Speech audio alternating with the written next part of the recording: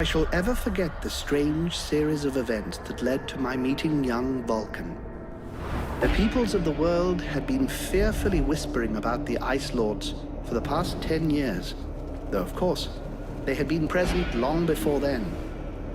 The Deadwalker army, an endless horde of undead creatures under the Ice Lord's command, swept down from the mountains in the north, annihilating all resistance on the continent.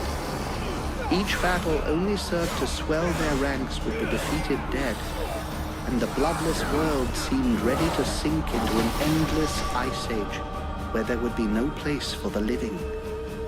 There were a few who still tried to stand against the invaders. The elves, who had hitherto remained neutral, and the red scribes, a small group of scholars who believed their knowledge might be able to tip the scales. The scribes had recently engaged the services of a group of mercenaries known as the Freeborn Blades, a renowned company who would become even more so after these events. The Blades were to protect them while they performed a ritual which was intended to change the course of the war.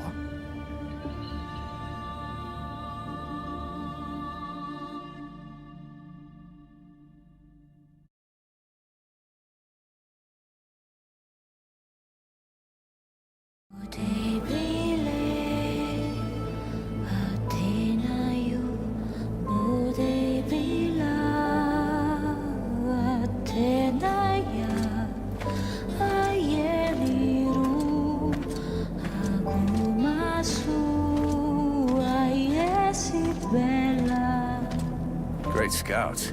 You can smell them from 50 yards away. So here we are. And just think, the captain wanted me to stay and set up camp. I didn't join the Freeborn Blades to snap pots and the trains.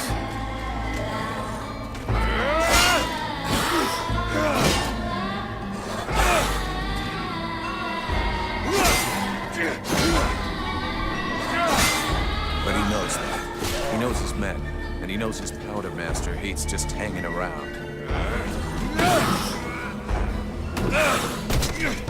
Setting up camp. Now that's what I call being useful.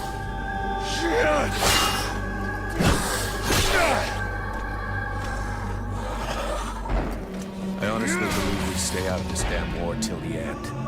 Well, looks like the end just showed up. The Ice Lords have really done it this time.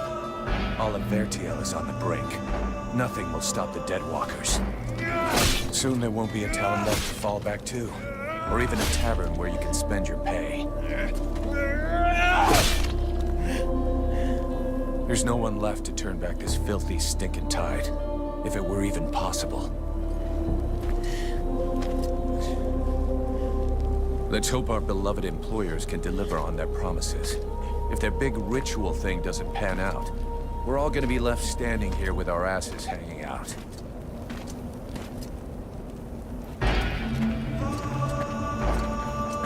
A bunch of chatty priests playing Sorcerer's Apprentice against 7 immortal mages. Sounds great. Anyhow, you have to fight fire with fire, so they say. Damn, they're here already. I better warn the others fast.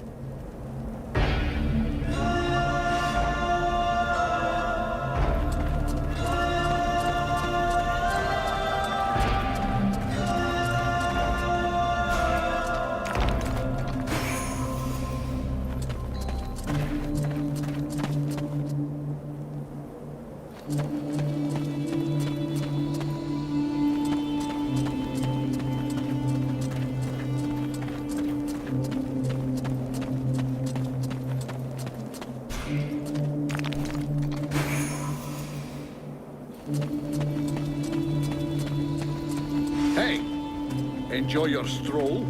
Get over here and tell me about it.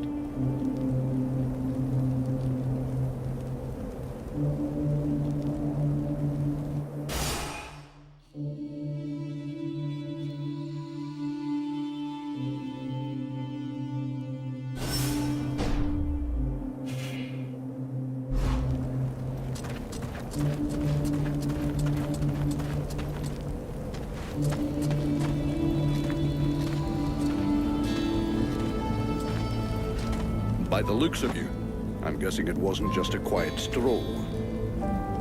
So, what did you see? The Deadwalkers are already close. I got one of their scouts. Gods damn it, Vulcan! I've told you 100 times, recon means observing and reporting, not charging in and fighting without thinking.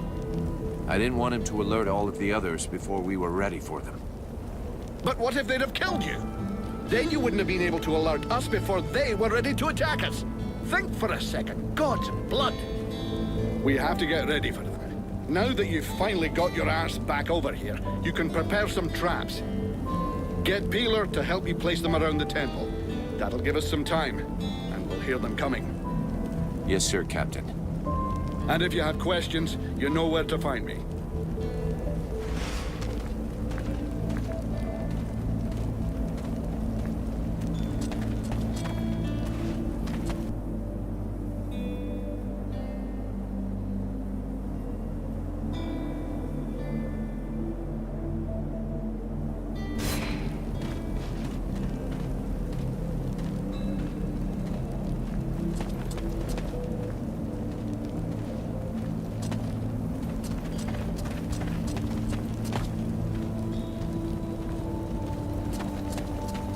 Three months without a chance to spend my pay. I'm sick of this goddamn war.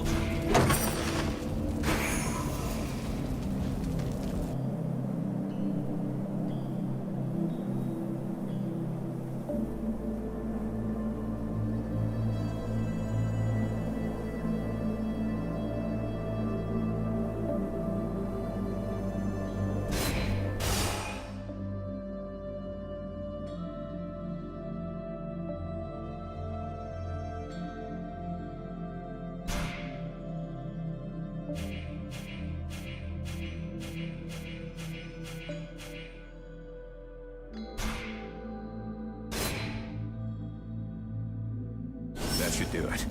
I'll give all these to Peeler. He'll figure it out.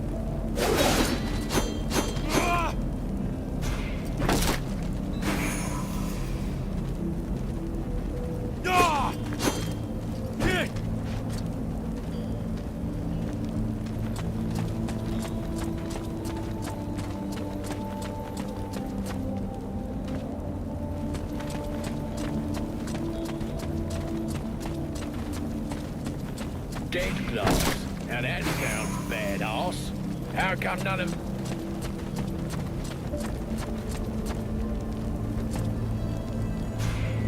Hey, Peeler, lend me a hand, will you?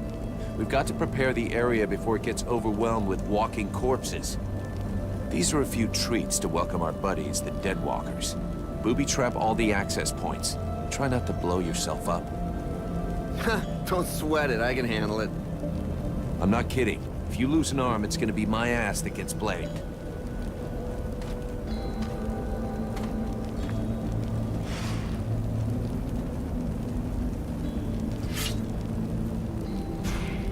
Everything okay, Buffalo? Yeah. I wish those goddamn mobile corpses would just attack. I hate all this hanging around. You don't seem too upset that the Deadwalkers are coming for us. It's not the first time we've faced the Deadwalkers, and considering what's going on, we knew that one day, sooner or later, we'd have to deal with their main force. It's not like there are a lot of us to stand against them. I just hope we can put up a good fight before they kill us. What do you think of our employers? You know very well it's not up to us to decide, but I think they're a bunch of scrotums. They're convinced they can win this war with a few books. And while they're busy doing their stupid research, we have to watch their asses. But that's the job. It's not like we had any choice.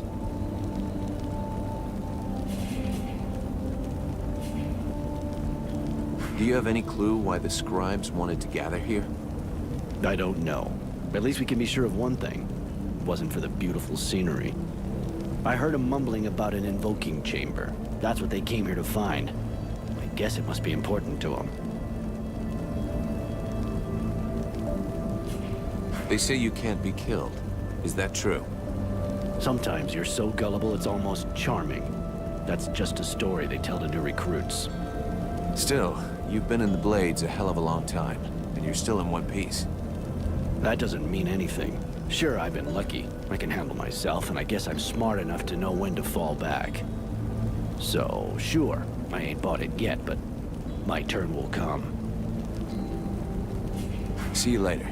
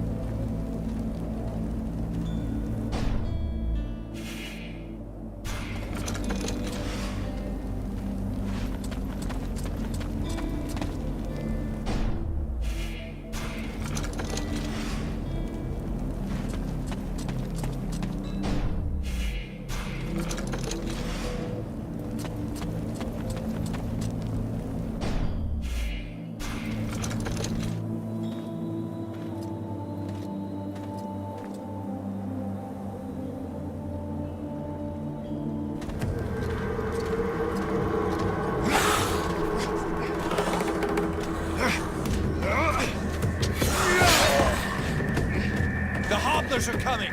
Now! Drive them back! We must hold the esplanade!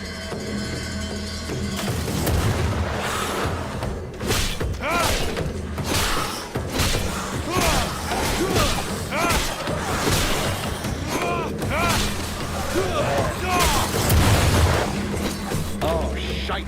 Here come more of them!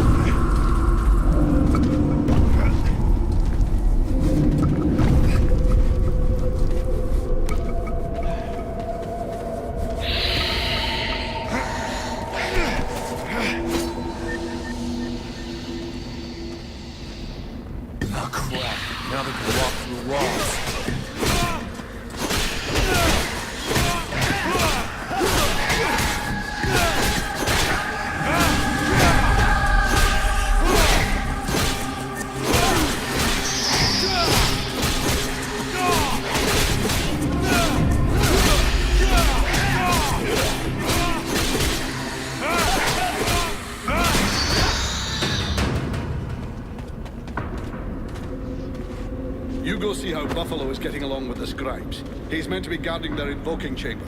Huh? But Captain... Get out of here! And go find Pila for me while you're gone. I'll give you butt, Captain. Right. Are you coming or what?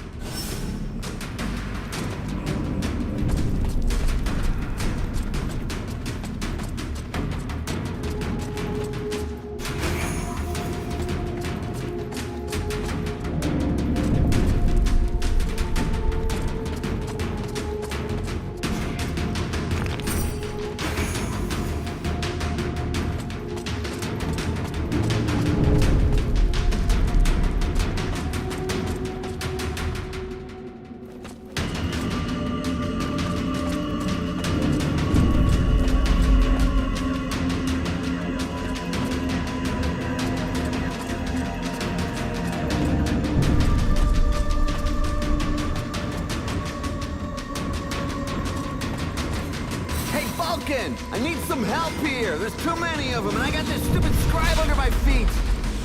You, scribe. Get back to the chamber with the others. Can't protect you if you keep wandering around.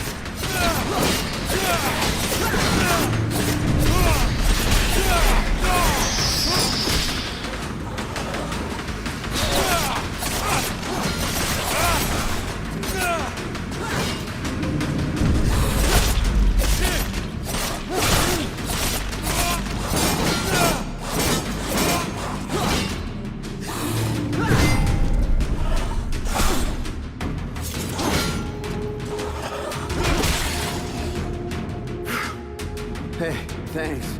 Without you, I'm pretty sure that jerk would have gotten me killed. No shit. Next time, be more careful, okay? I talked with the captain. He wants to see you. Oh, shit.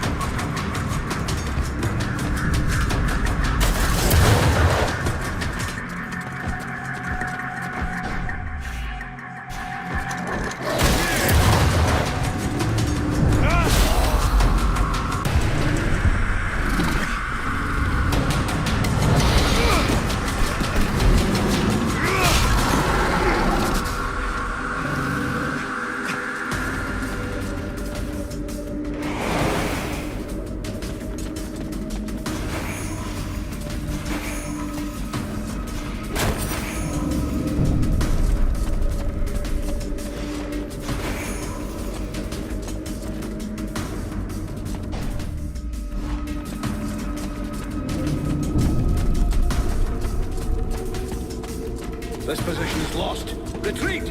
Everyone fall back to the invoking room, and fast!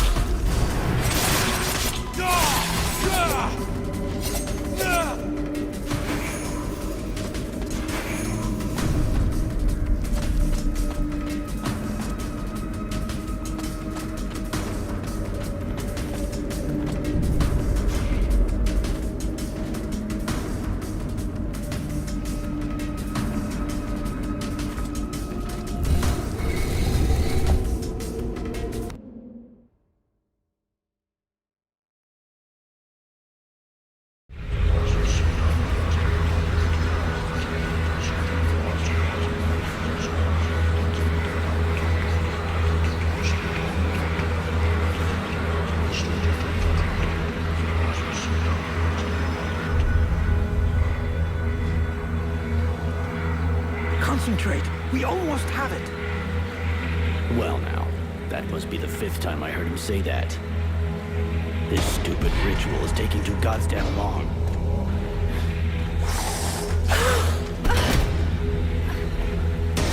Oh, shit. Here come the hobblers.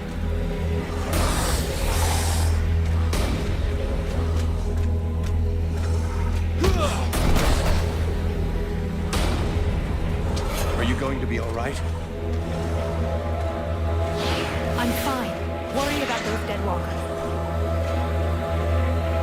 Are you hurt, Buffalo? I need to keep for now, we just have to protect the scribes. Got it, Sergeant. I'll keep the hobblers busy.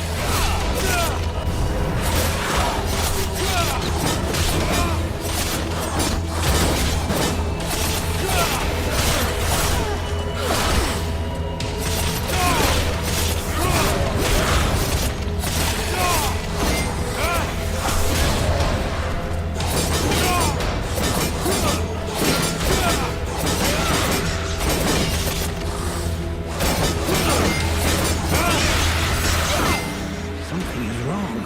The catalyzer shouldn't do that.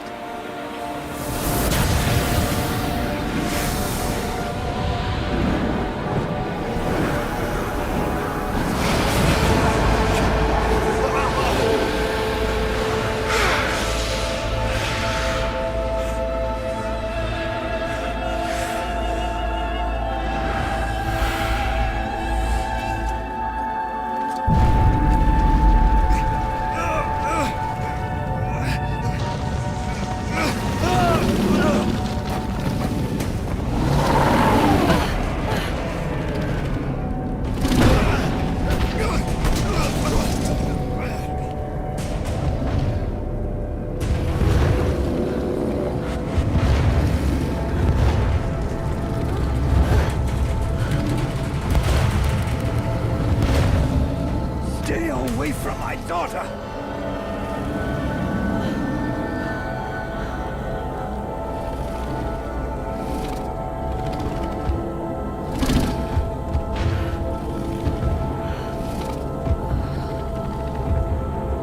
I shall not let thy weakness be our downfall.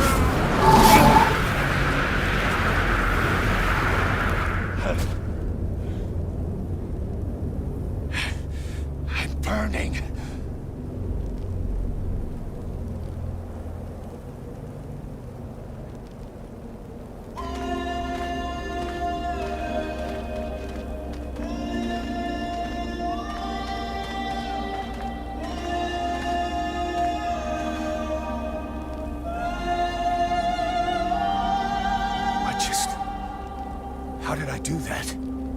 Captain, I think it's time we talked about a promotion. We don't have time for this, Vulcan. We need to move out before the rest of them get here. The passes are probably crawling with them already. There's a passage to the other side of the mountain. It will lead us to the swamp. The swamp? Oh, that sounds fun. Hey, did anybody see what I just did to that huge fucking monster? I mean, seriously, I fried that thing. I saved our asses, and you're all just, hey, what's for lunch? I said shut it, Vulcan.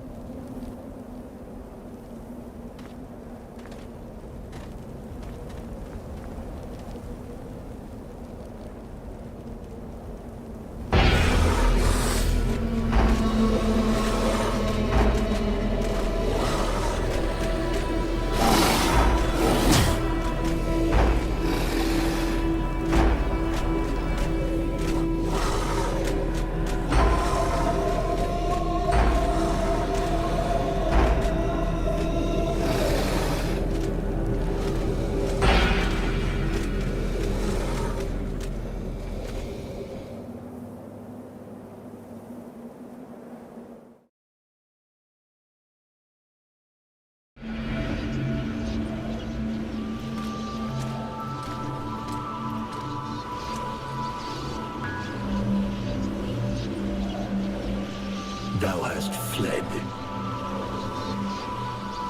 What the? Thou didst hold the power to face the necromancers, yet thou didst flee. I had no choice. No choice.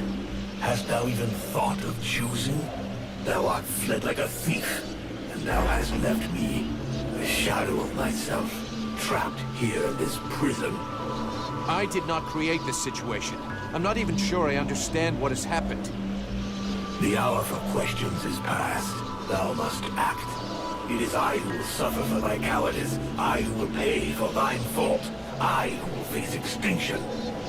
And if I must die, if the flame is extinguished, our world will die as well. I will not let the flame die. I am in a war against these necromancers, and at last I have the power to fight them. What dost thou hope to accomplish in this ridiculous human shell? As it is now, it is useless to us. The flame is not a toy for mewling infants. It exists to reign.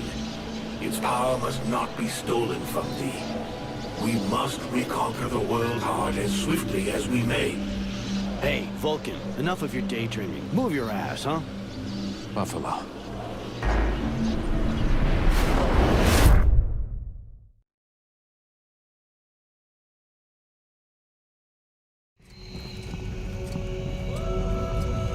Vulcan, you hear me?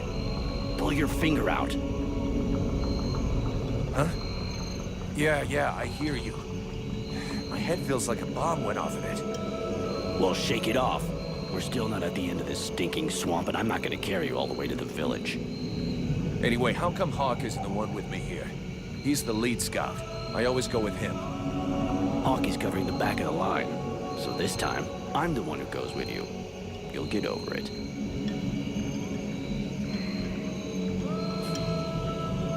Let's go. You lot are about as discreet as a herd of hunchbacks.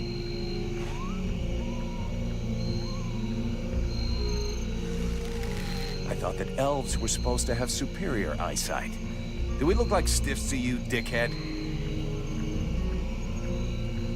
Not yet.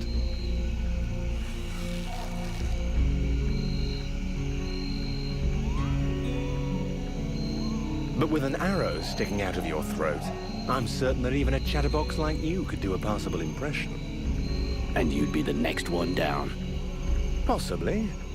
Perhaps I should aim for the largest target first. Not if you want to keep both your balls. What have we here? Buffalo in person. Well, that's a good sign. What's going on here?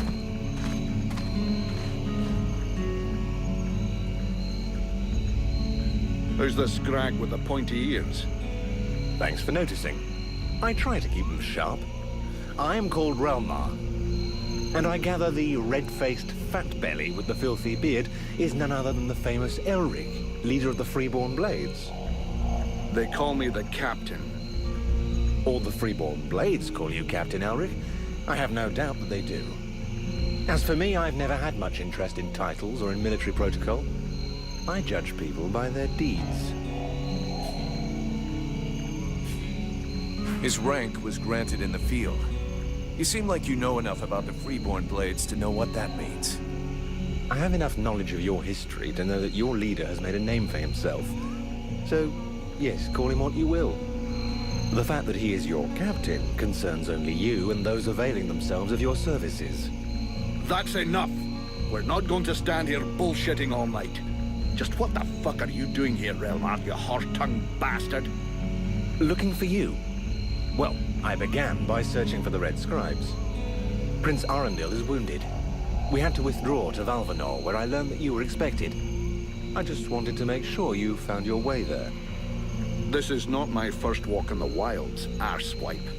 As you can see, I'm on the right path, and we've nearly reached our destination. Captain, those creatures I told you about this morning are gathering nearby. They're probably getting ready to attack us. Ah, well, those are called chrysalids. They wait until they have gathered enough numbers, and then they overwhelm you. And it would seem your little group is attracting a whole swarm to the village. Well, we'll give them a welcome. Actually, in spite of themselves, these creatures do an excellent job of keeping Dead Walker scouts away without raising any suspicions. If we allow them to gather here and then massacre them, I fear we'll be moving their territory a bit too close to Valvanor, which will lead to our being discovered sooner or later. I suggest we send 1 or 2 men back. This will keep them separated and occupied while the rest make it to the village. I'm ready to volunteer, if you fear I might try and slip away. I know the area well. Sounds like a plan to me. Vulcan, you're on it. I want to go too. The animals and plants in this swamp are extraordinary. And the venom of these chrysalids seems very interesting. I'd love to get a chance to observe them more closely. Sybil, that is out of the question. Have you lost your mind? It's too dangerous.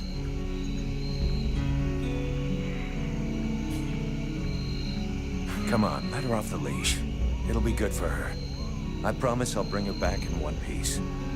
Vulcan, rule number 2. We'll see you at the village. Sybil! See you later.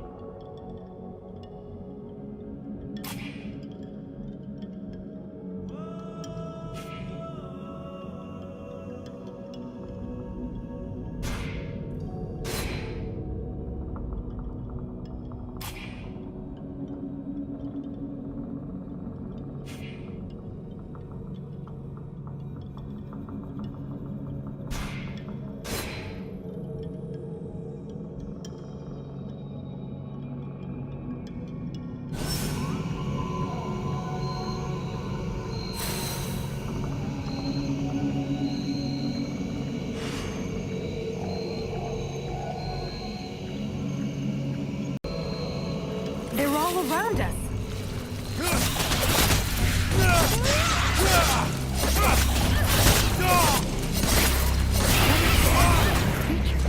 I have to make some notes on it.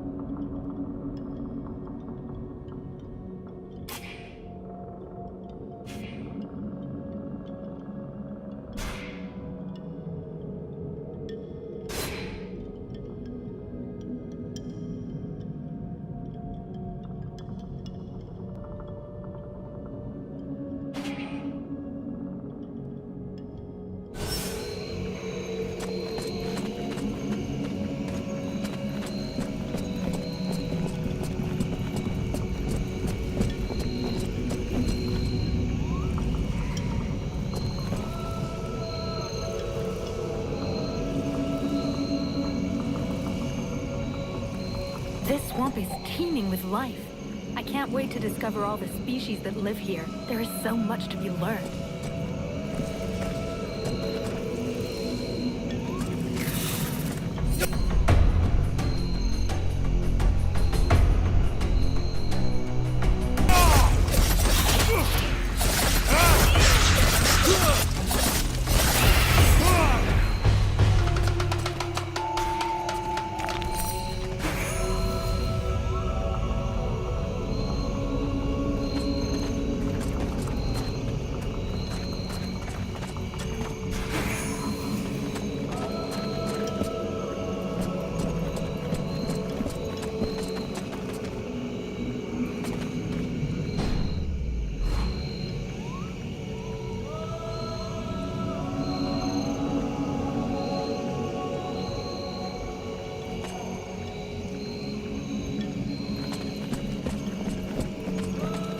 nature had taken over again here in the swamp, but I sense there is something else.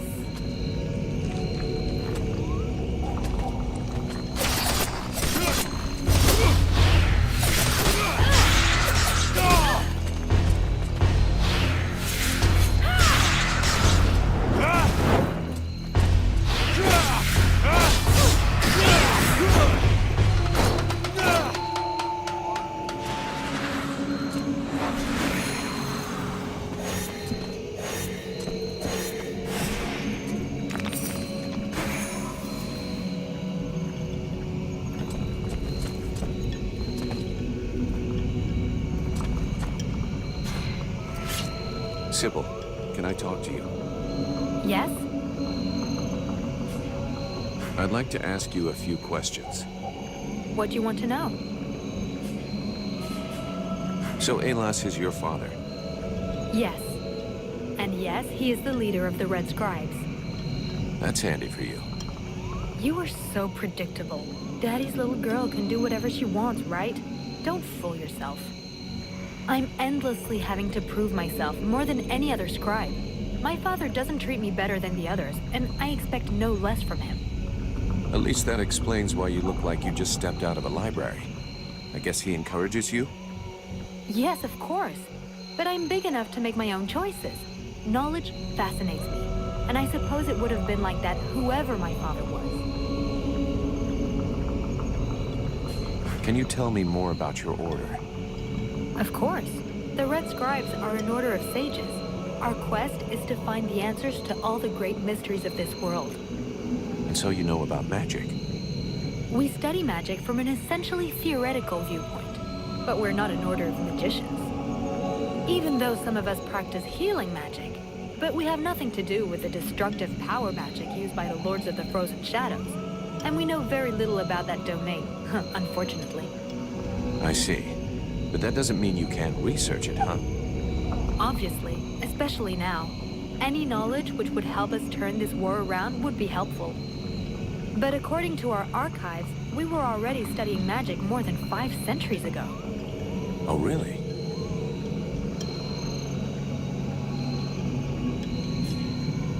What do you know about the Ice Lords? As much as it is possible to know without having met them. In some ways, they're quite fascinating, even though the term might seem inappropriate. Perfect. How do we kill him? If I knew that, do you think I would keep it to myself? But I can tell you this, we do believe it's possible. We know that there are 7 lords. Black Storm, Lady Crystal, Marshal Winters, the White Lady, Lord Blackfrost, the Chiller, and the Ice Duchess. Everybody knows that. We've had our asses kicked by them enough. For sure. But in the past, there were more of them. Some scrolls talk of 9 or a dozen, even of 30 lords. Of course it's confusing. And I doubt they would have freely given the information of how to kill one of them. But you can bet that some of them have died. We just have to discover how. Where did they come from? Most people believe that the lords appeared recently, at the beginning of the war. But I have found certain scrolls that lead me to believe they have been around more than 300 years. They are originally from a region far to the north of Vertiel. For a long time, they remained there. The beginning of their conquest is quite recent. We all think that the war started 10 years ago, but in fact, it is much longer, maybe even the last century. It took them a long time to escape from their region of origin. The dwarf kingdoms were in their way, and they put up a fight. You had me going there for a moment. I'm sorry, but dwarves? Save it for the children. But you're wrong. The dwarves did exist, but the Ice Lords exterminated them. Right. And I bet they also massacred all those poor dragons and goblins. You know that dragons and goblins don't exist. You're impossible. Do they have any weaknesses that we could exploit? Not that I know of. All of the Ice Lords are powerful sorcerers. They are far more powerful than all the other magicians. They have an unlimited army. If they have a weakness, it's not that. But in spite of all of this, you think there is something? I do. We often imagine the Ice Lords as a vast megalithic power. But that's not true. In fact, they desperately hunger for power. Just because they pooled their powers to create the Deadwalker army doesn't mean they like each other. Their balance of power is precarious. As soon as they are done with destroying Vergil, they'll probably start killing each other. Sure, but that doesn't help us much if we have to wait until they're done. Perhaps there is a way to stir up the tensions between them. Even if for the moment, I can't think how. Let's change the subject. Do you know what happened to me in the temple? I'm still searching for an explanation. Something must have gone wrong during the ritual. But what was the god's damn ritual supposed to do? The Red Scribes have always had quite limited magical skills. I believe that the ritual was meant to increase their magical powers to try and find a way of combating the Ice Lords. But instead of channeling pure energy into each of the scribes, the ritual called forth a conscience that settled in you. Your father called it a demon. How come I got stuck with it? A demon? That reminds me of the old texts, but I couldn't say if that's what it is. You were standing right there, so that force flowed into you. It could have been my father, or any of us, I guess. Well, that's just great. What do I do now? I would dearly like to help you. But even though I have searched through all the texts I have here, I can find no reference to anything like this experience of yours, at least for now. But until we have found out more, you must try to fight against this thing. Do not allow it to get comfortable.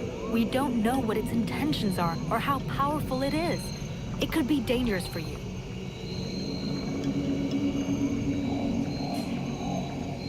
So then, any result from the study of all these creatures of the swamps? I have discovered a few things about the small chrysalids. They are much faster, but it seems that they can only attack from close up, using their pinchers. I also noticed that the medium-sized chrysalids were slower than small ones, but they, however, can fire tiny projectiles. What can you tell me about the World Heart? Many of the people on Vergil believe that the World Heart is just a myth. There are many different beliefs from one region to another, but most of them have more in common than not. The World Heart is where life and prosperity are born. I've already heard that crap. If we were to imagine Vergil as a living being, the World Heart is exactly what it sounds like, the heart of the world. It's what keeps the world alive. It beats, and Vergil lives from its energy. If you wish, I can try to learn more about it. Come back and see me in a few days.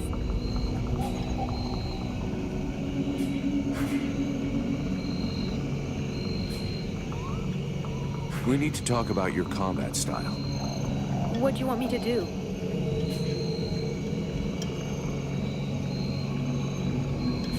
I know you want to help me, but you gotta stay alive to do that. Think of defending yourself a little. You're right. I will try to be more careful.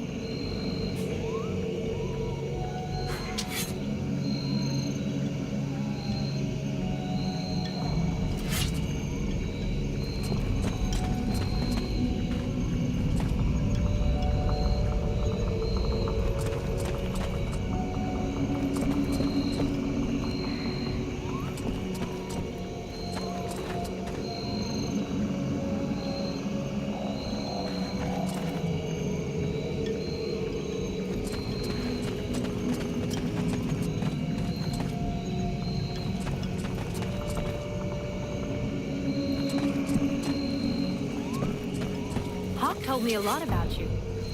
Really? He's not normally much of a talker. Did you torture him or something? No, I mean, it wasn't a big deal. I just think he has a lot of respect for you, that's all.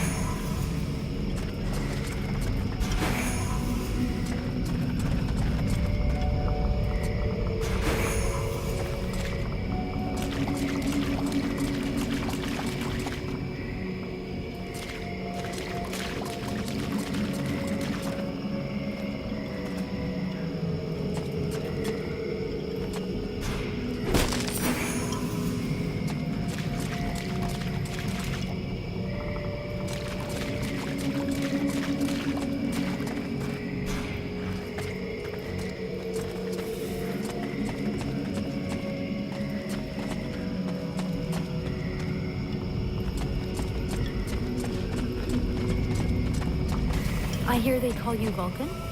Why is it? Look, all us freeborn blades have a nickname. We leave the past behind, and whatever we were before doesn't matter in the company. So what do you do now? You know, I blow things up. Stuff like that.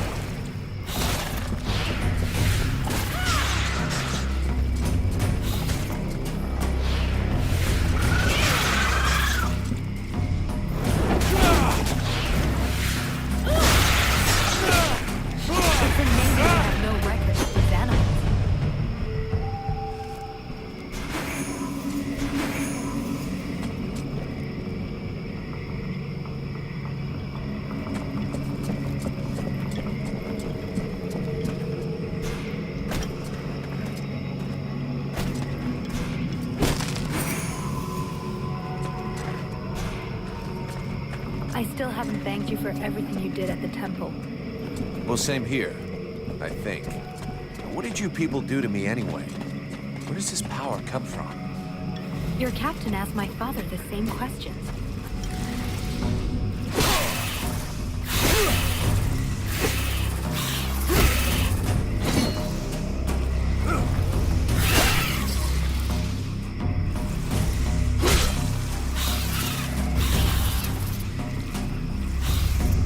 This guy's fucking fearless.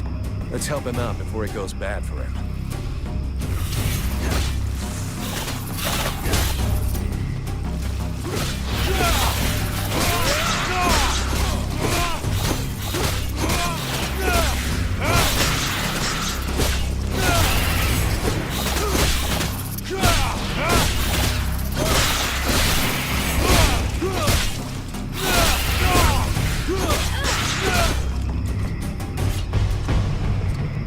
Despite his determination, the knight was in an awkward position. He thanks the mercenary for having assisted him in his task. If he can trust the rumors that he hears around the village, he has before him the one called Vulcan. He has the pleasure of welcoming the mercenary to the village. And you are? The knight is called Randall, last survivor of the Order of the Ember Knights, and now protector of Valvenor, this village. The new arrival is most welcome, but the steward is waiting in the old village inn.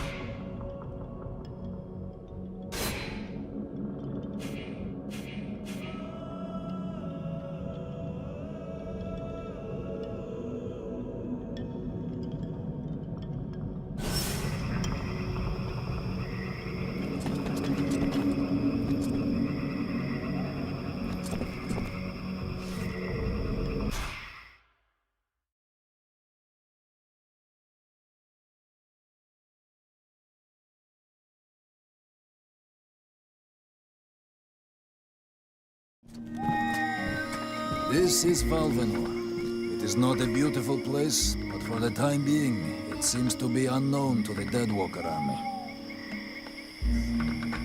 This village has known better days.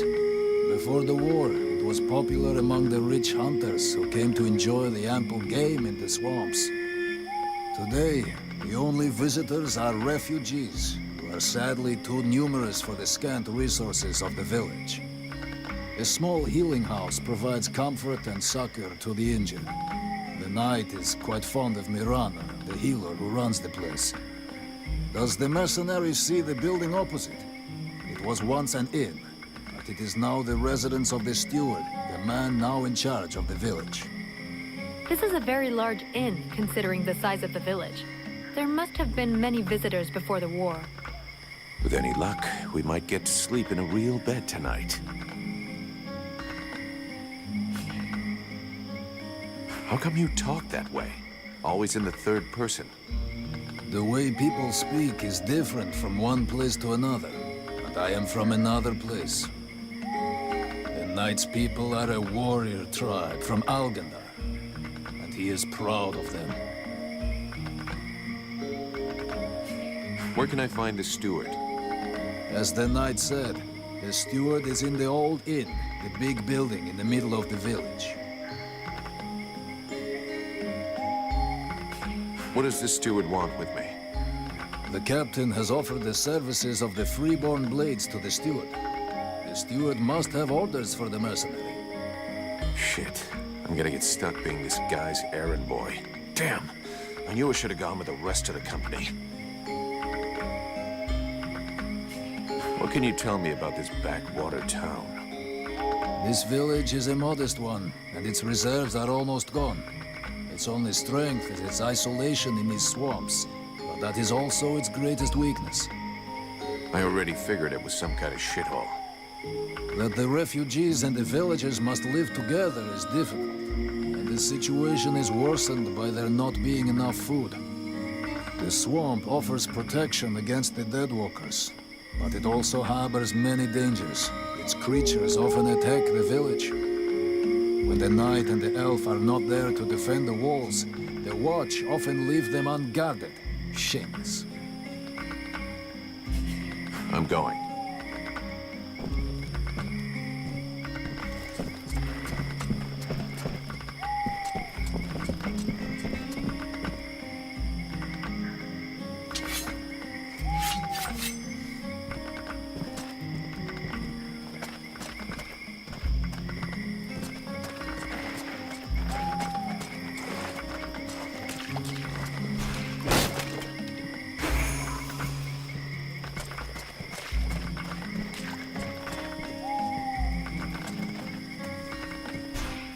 It's on account of that Nigella, ain't it?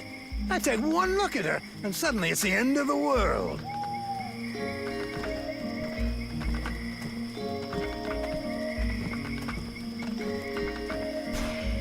Are you okay?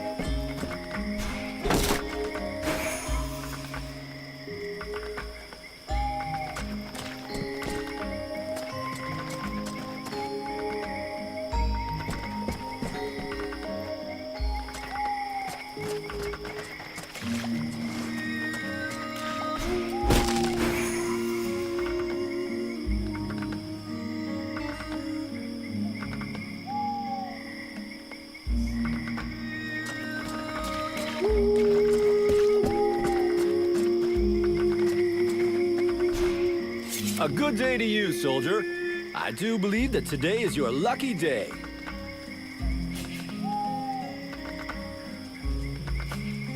Really? What are you gonna try to sell me? Sell? Oh, now you're trying to make me feel bad. No, unfortunately I have nothing left to sell. Other than some first-hand information that will surely be of use to you. Information? What information? Hey, you know what? Some kind of reward would be appreciated. It's just that with the war, we have so little left.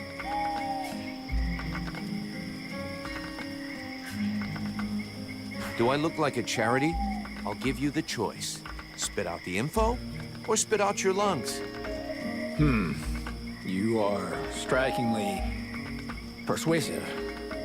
Fine then.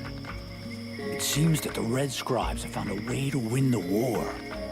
They've apparently found someone who can breathe fire and burn up all the Ice Lords just by looking at them.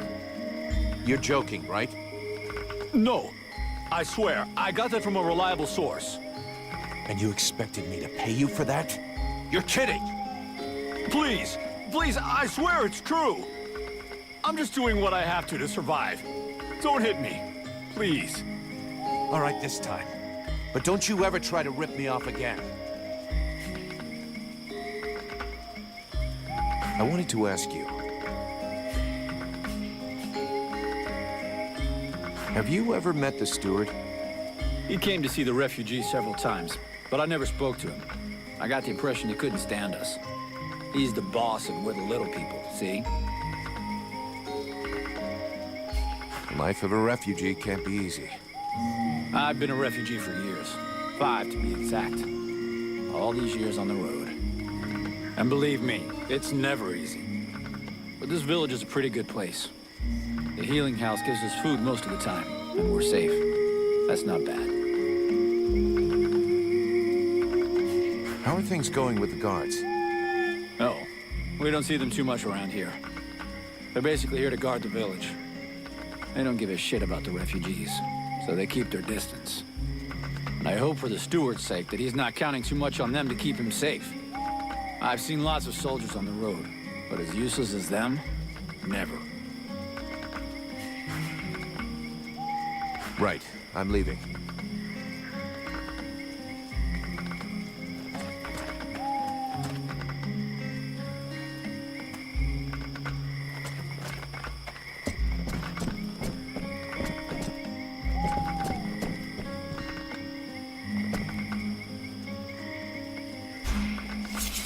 Oh there, Powder Man. You still didn't manage to blow yourself up?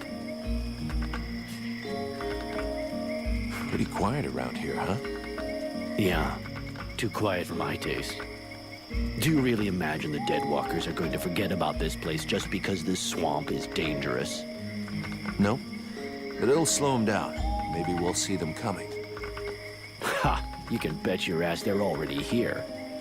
There's something in the air that stinks, and I don't mean the locals either. I feel like the Ice Lords are watching us. Right now. I have a few questions for you. How are the Freeborn Blades holding up? We left some blood on the stones in the temple, but most of the company got away all right. But if we don't get some new recruits soon, things are gonna get serious. The captain has sent some men ahead to Karalthas. I hope they manage to pick up a few recruits, and they're not too scabby. Is there anybody in this village worth recruiting? See for yourself. There isn't a single man amongst the guards or the refugees that knows which end of a sword you're supposed to hold. We'll just have to wait. And be careful. So, you made it out of the temple then? I did. I suppose my time's not up yet. I guess that'll cause more gossip amongst the youngsters. The eternal survivor. My balls. There are some days when I wish it would be over. I tell you, you'll be the one that buries all of us. Do you think we can win against the Deadwalker army? Against the Deadwalker army? No chance. Now, the Ice Lords, that's another question. What do you mean? Only that sometimes you have to try to chop off the head, you know? That bunch of walking corpses wouldn't be any trouble at all if there was no one to guide them. I guess you're right, but I don't think that makes the task any simpler.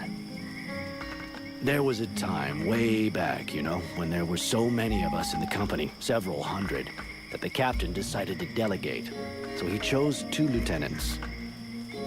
Those 2 assholes fought over how to share out the men for weeks. They both wanted to take the best men for their group. And the result? We had our asses handed to us by an army that was hardly more numerous than we were. I guess what I'm trying to say is that the Deadwalkers are just the same. You've got 7 bosses, and each one of them wants to control everything. So if we were able to set them against each other? Now you're thinking straight. I don't know how we could do it, but I'm sure that it's possible.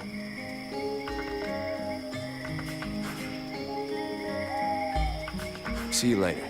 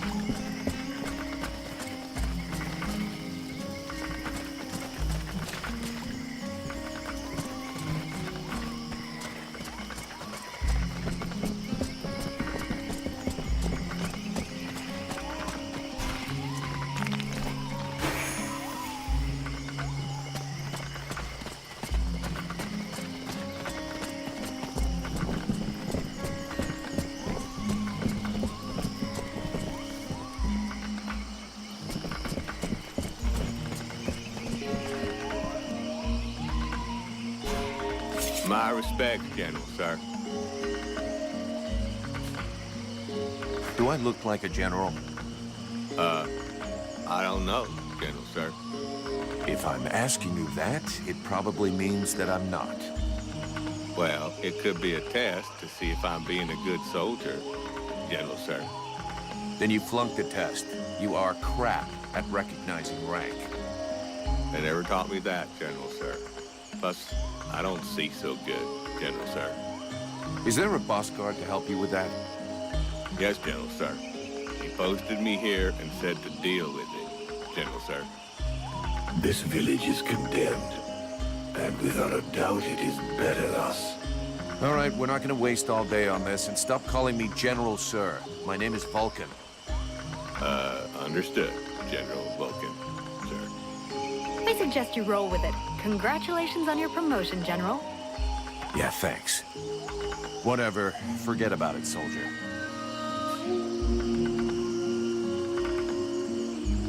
I would like you to give me some information about the village.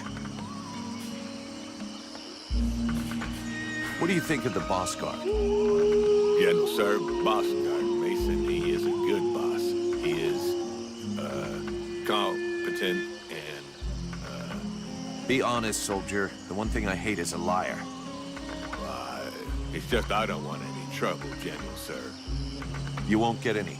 I'm asking you this because I trust you, and nobody else will ever know. Okay, General, sir. Because the thing is, well, Boss Guard Mason, I guess I don't think he is a very good boss, General, sir. He insults us all the time and never shows us how to do nothing. He spends all his time drinking like a chamber pot instead of doing his patrols. Drinking like a chamber pot? Please, I don't even want to know. Thanks for the information. It'll stay just between us. What do you think about the steward? The steward? Well, I don't know much about him, General, sir. But before the war, when he took care of the hunting lodge, he used to come and buy vegetables from my grandparents. But they didn't like him much. He always spoke to them like he thought they was scum. All these refugees, are they causing any trouble? Well, it's true there is a lot of them, so that means a lot more work for us. Sometimes one of them will try to sneak in and steal some food, but we don't ever let them do that. Then again, we can't get too mad at them either. It's all because of the war. Those people are just like us, more or less, except that they've lost everything. And sometimes they help us too. A couple have even joined the guard when the boss thought they was good enough. Plus, there's Renko. Well, he fixed up my granddad's spade. He's a real nice guy, that one. I see. You stand in front of the swamps every day. You must know a lot about them, right? Oh, not that much, General, sir. I never set foot out there. It's way too dangerous. Boss Mason posted me at this here gate, and that is just fine with me. There's lots of monsters out there. I can hear them, and that's enough for me. And even when there's no noise, we hear the whispering and the... well, that's even worse. The whispering? Yes, General, sir. Sounds like my own mama's voice sometimes. Except that she's been dead these past 5 years. Plus, I can't make out one word she's saying. And that don't make no sense. Mom and me always understood each other. I see. Let's change the subject. See you later, soldier.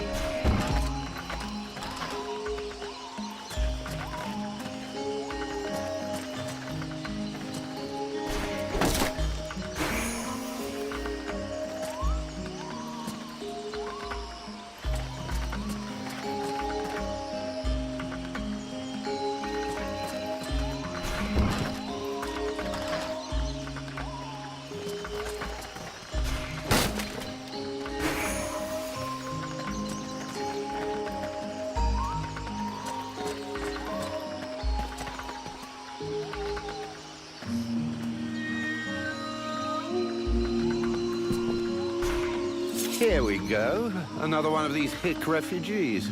There's nothing for you here. Call me a hick one more time, and I'll be using your face as an anvil. Let's all remain calm, shall we? Please forgive my error. With all this commotion and all the thankless tasks I find myself confronted with, I often find my attention to detail slips. So, what can I do for you? I need more info about Valvanor. And you have decided that I have a sympathetic face. It's the story of my life. Talent worthy of a king's ransom, but surrounded by cretins who only seek that which is free. What can you tell me about the steward? Oh, don't expect me to say anything bad about Bertolf Chambriad. I'm not always in agreement with him, but I can see that he knows his business. And he keeps the village relatively safe.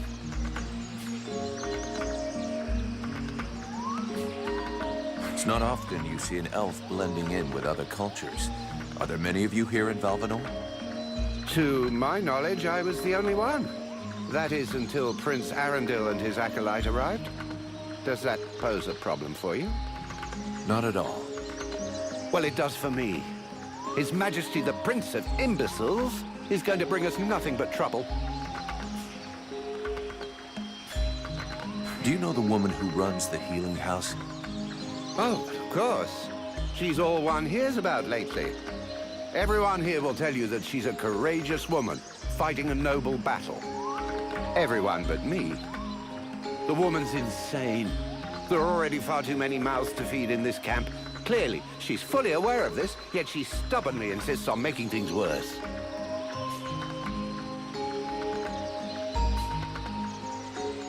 And the Red Scribes? Know anything about them? Oh, certainly.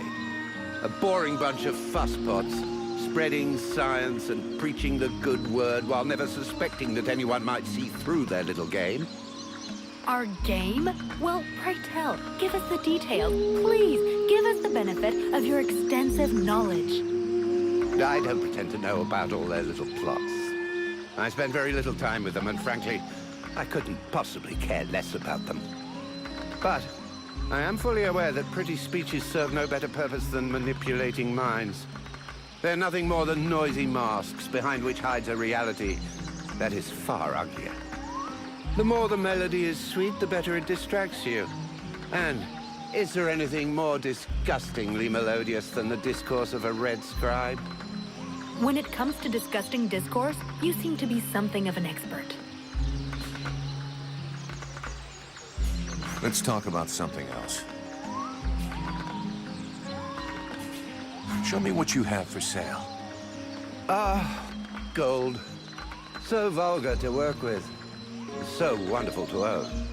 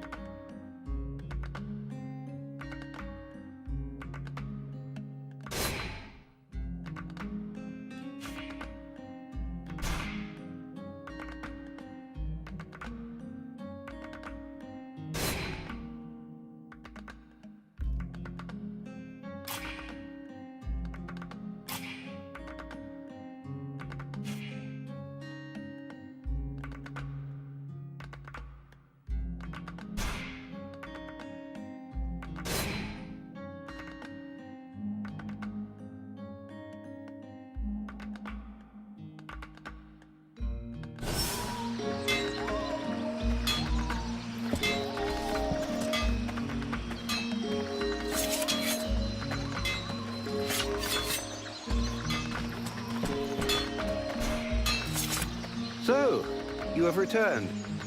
What is your desire? Show me what you have for sale.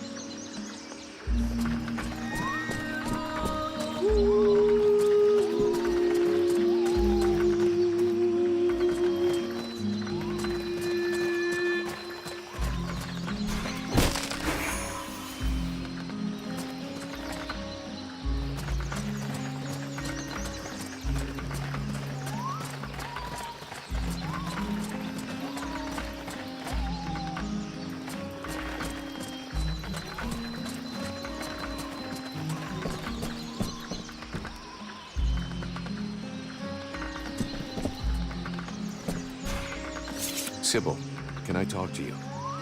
Yes?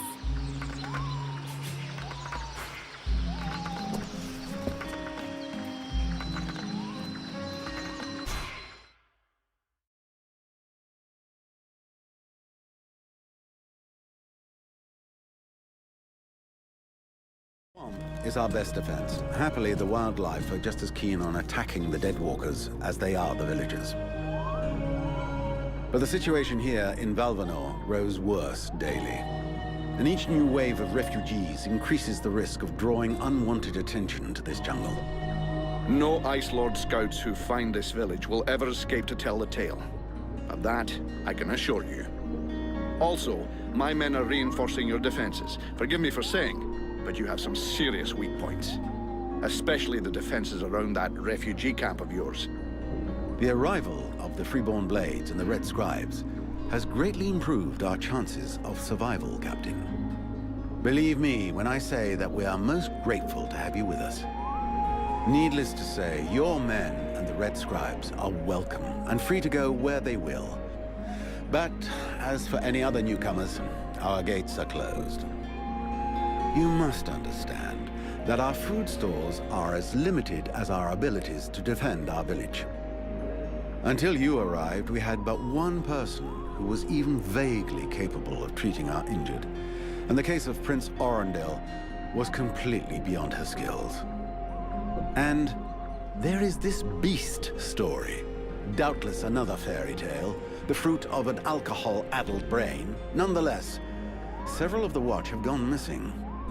Something hidden in these swamps is causing these disappearances, but we cannot risk sacrificing any more of the few men remaining to us on sending patrols.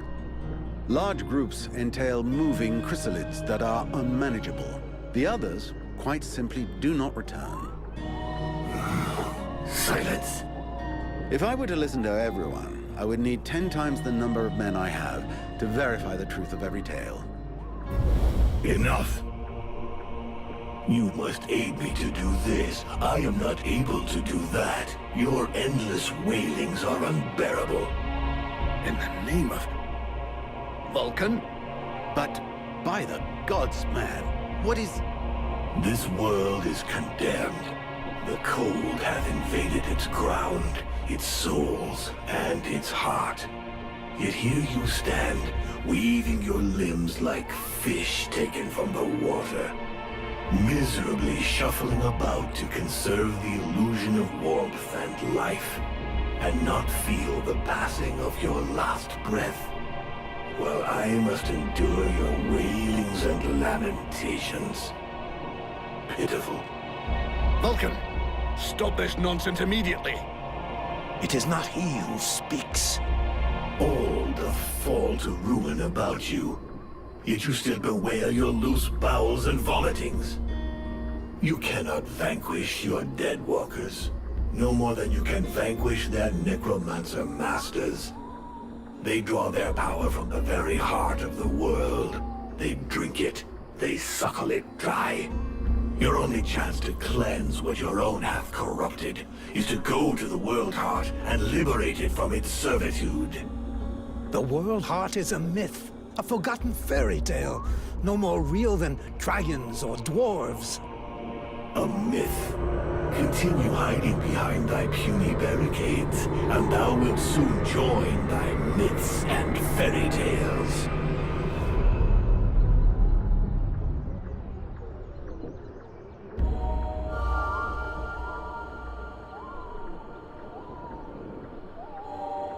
Cease your pretense. I know you have returned to consciousness. What the hell happened? I was just listening to the steward blabbing away with the captain, and then... And then you lost control. I don't know, it's like something in my head zapped me so it could use my mouth. But I was still there, still thinking what I was saying. This is not the first time you have felt this presence manifest itself. No. No, it's been there since the temple. It's also in my dreams. I think... Interesting. It would seem that your body is host to some other entity. And it is clearly a spirit of fire. No kidding. I got a demon in my head. Something of the kind. In truth, I could not say what it is. Not yet, at least. Don't make me laugh. After all, it's your disciples that let this thing out of its cage, right? That has nothing to do with it. Do you have any idea of the implications of this incident?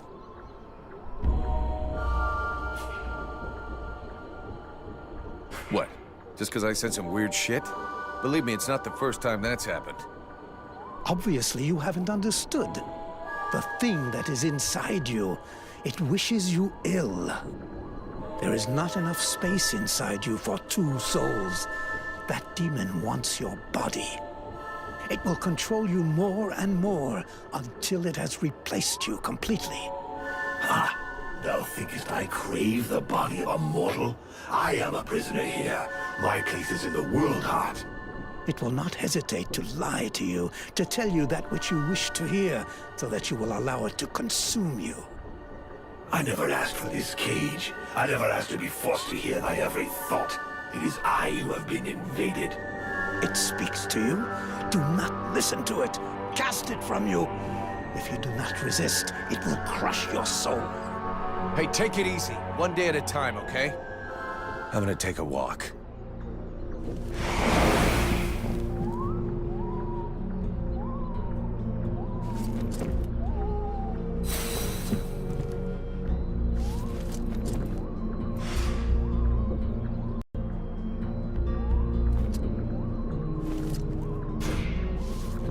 I am busy, mercenary.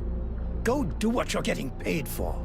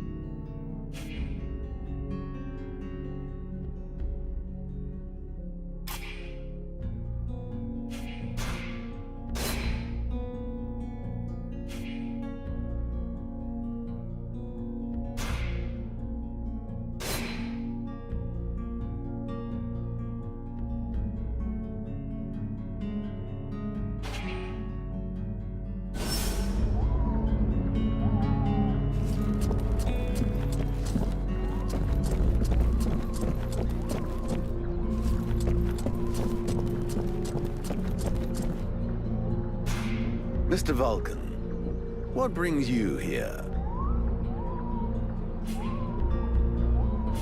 I've got a few questions I'd like to ask about this village. I imagine there are few who are better placed than myself to answer them. How come it's you that's running the show here? What a question. Because, my friend, someone has to.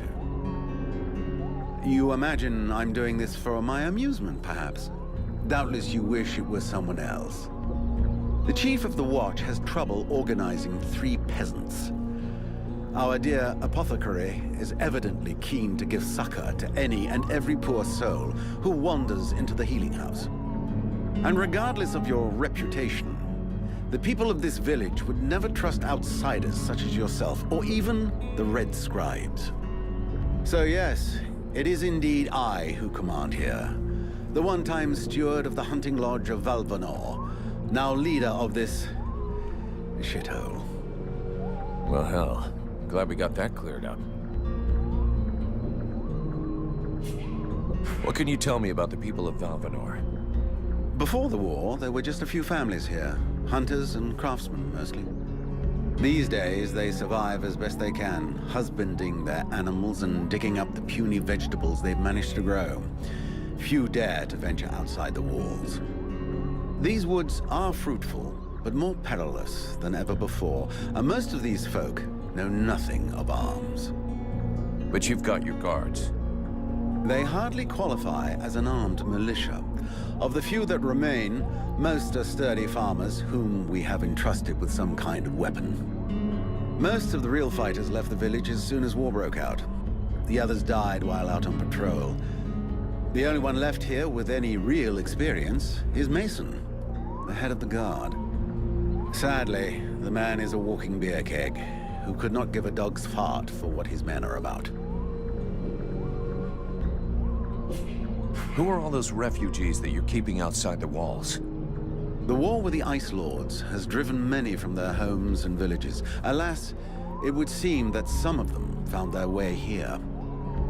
I have tried to accommodate as many as we can, and provide as much comfort as possible, but I fear we can do little more. We are reaching the end of our reserves, and relations between the refugees and the villagers are becoming strained. The refugees can't all be dead weight. Some of them have got to be useful. Oh, if only. Believe me, I would be the first to welcome them. These peasants have been fleeing from town to town and from camp to camp for months. The best and strongest of them perished in battles, somewhere along the way. I must deal with the leftovers. I put the biggest of them in the watch, but they are of little use.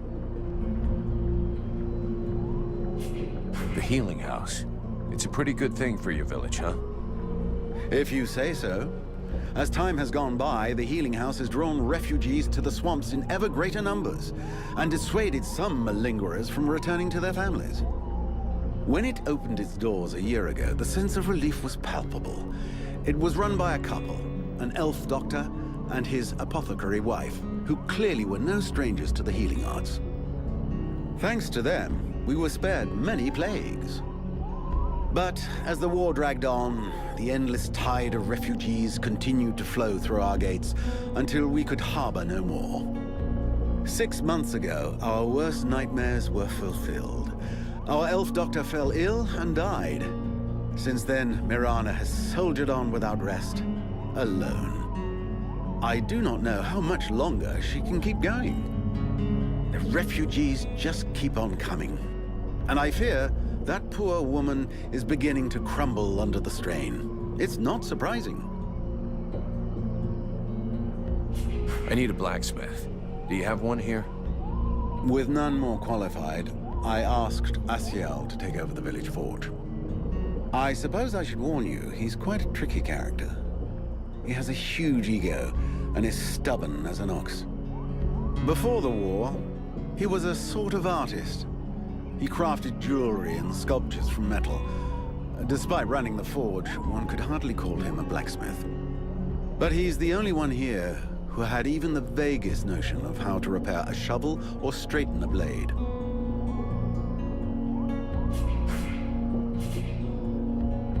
The captain wants me to help your village.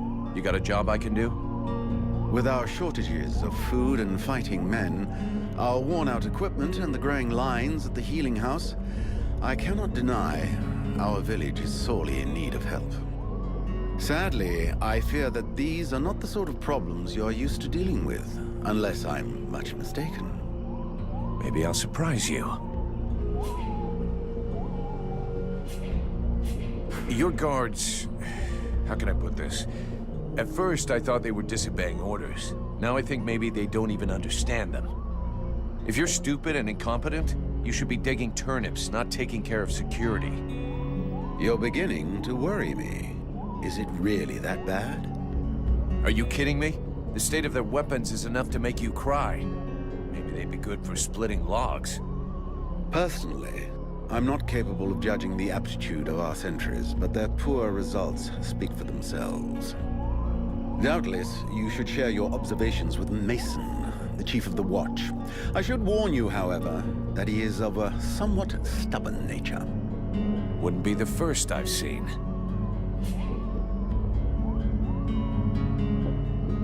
So what's the problem with the healing house? Quite simply, Mirana cannot keep up. She spends every waking minute giving out supplies to the refugees and refuses to admit that she cannot help everyone. She thinks she's fooling me. I have heard rumors that her food stock is running low. Unsurprisingly, the crowds outside are becoming restless. I believe they wish to continue handing out our food reserves as though they were unlimited. This is not the case, and thus, it is not an option. So, you want someone to put her down? Why, I never suggested any such thing. I just wish she would see reason, for all our sakes. But I have asked nothing of you. I was merely answering your question. I need the reports about this beast that attacked the villagers. I fear I am unable to be of help. I'm still not entirely convinced that it even exists. All I know is that several villagers have vanished. One villager is at present in the doctor's care, following a supposed encounter with the said beast. These swamps are crawling with dangers. There is nothing to suggest anything out of the ordinary. The refugees are always inventing horror stories in an attempt to force us to open our gates and let them inside. It might be worth checking it out. You said you lost one of your patrols, right? That is so. You should speak with Randval. He was most anxious to go out and hunt the beast down, but we needed him here. Now that we have more able bodies to guard our gates, I imagine he would be keen to pick up the scent once more.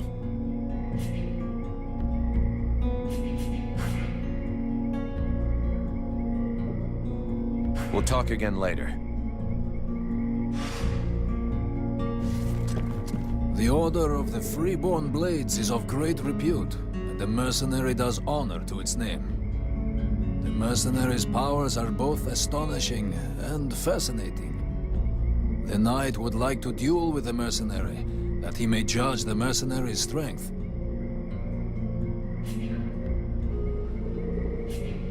It's not really the right moment, but if you want, we can talk about it later.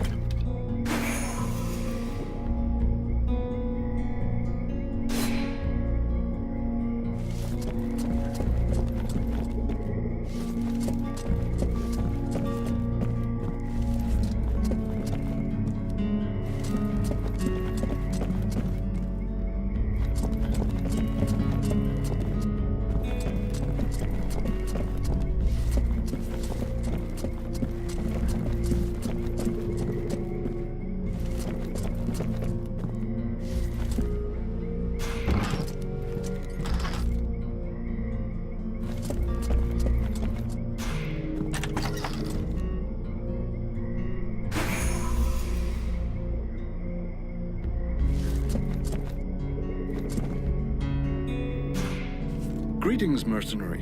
What can I do for you?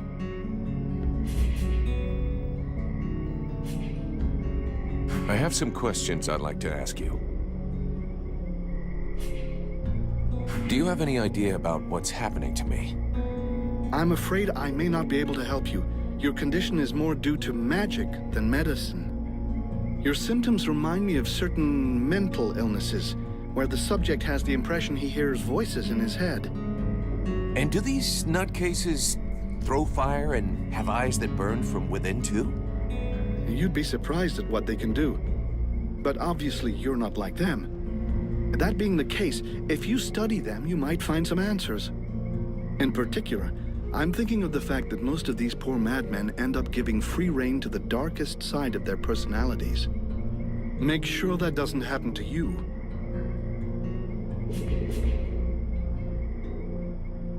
Who's the big snoring elf? Show some respect, please. That's Prince Arundel. And? He's the son of the Elven King, leader of the last army standing against the Deadwalkers. Yeah, okay. But he doesn't exactly look like he's ready to stand against anything just now. What's wrong with him? From what I've been told, Relmar brought him here before we arrived. The prince and his men fell in an ambush. Without your friend, he wouldn't have made it out. Unfortunately, he was severely wounded and has probably been the victim of powerful magic. I'm trying to find a cure, but without much success for the moment.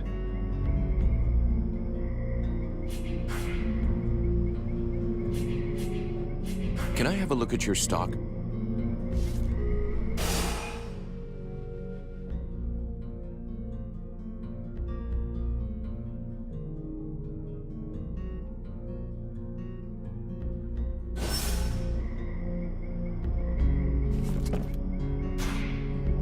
Vulcan, you must help me.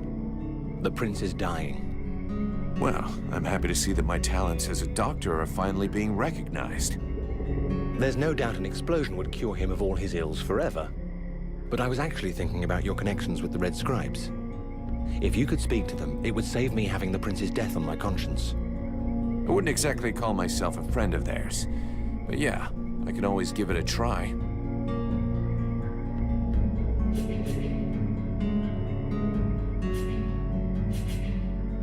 I have a few questions I need to ask you. Elves are pretty rare. I haven't had the chance to talk to many. Can you tell me more about your people? We are born in the trees, eat only seeds, and we spend all the livelong day singing. I get the feeling you're fucking with me.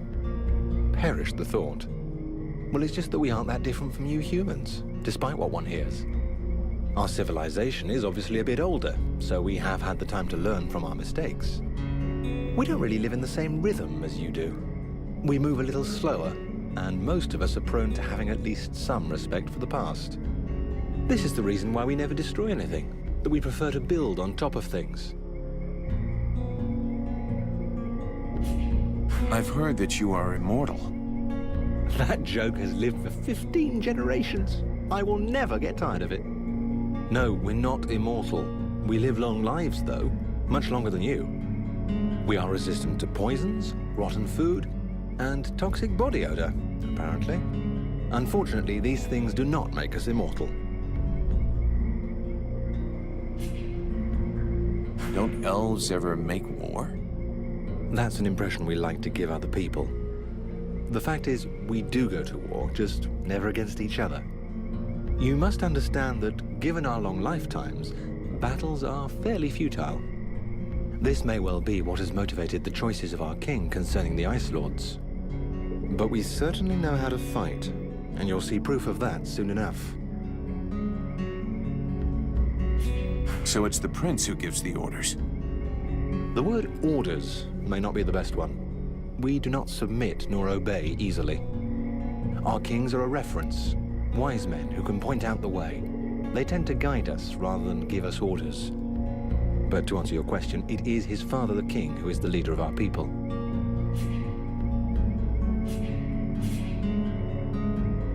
Who is the elf in the healing house? Is he really your prince? He is Prince Arundel, the son of our king and heir to the Elven crown.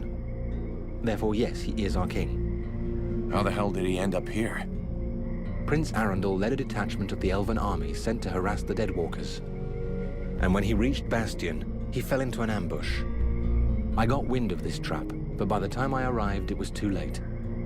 When I caught up to the prince, he was already wounded, and most of his soldiers were dead. Those who survived covered our retreat. To here? Yes. The route to Carolthas was too dangerous. I knew about this village and felt that it would be secure for at least a little while. As soon as he gets better, we shall leave for Carolthas. The remainder of the human and elven armies are gathering there.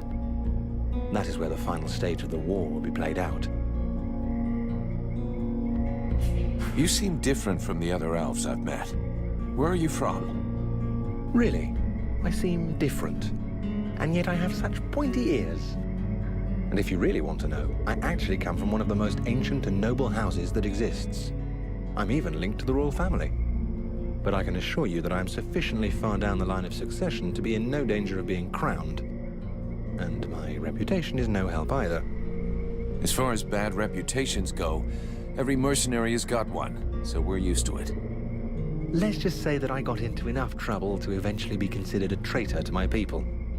When I got involved in the war, I disagreed with decisions made by the king. He thought that this war, like so many others, would not last. That the conquests won by the Ice Lords would melt away like all the human victories before them had. But I thought differently. Right from the start of hostilities, I began to requisition certain resources I felt necessary for those doing the fighting. More food, more weapons, better armor. When my people discovered what I'd done, I was declared an outlaw, and many saw me as a thief, which, in a manner of speaking, I guess I was.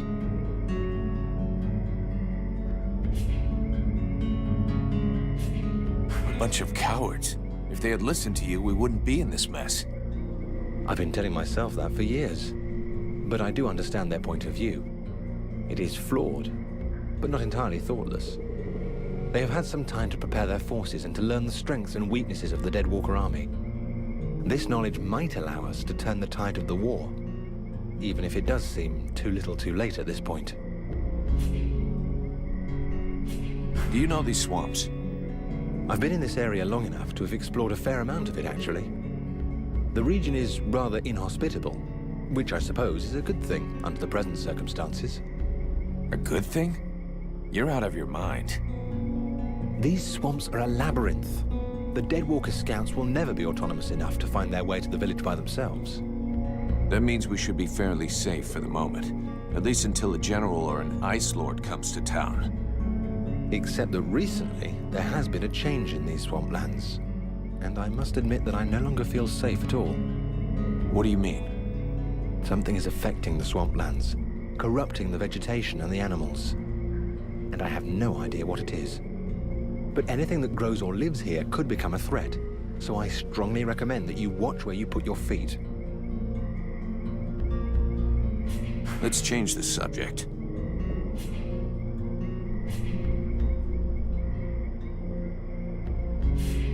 I need your expertise. Will you come with me? Of course I will. Lead the way.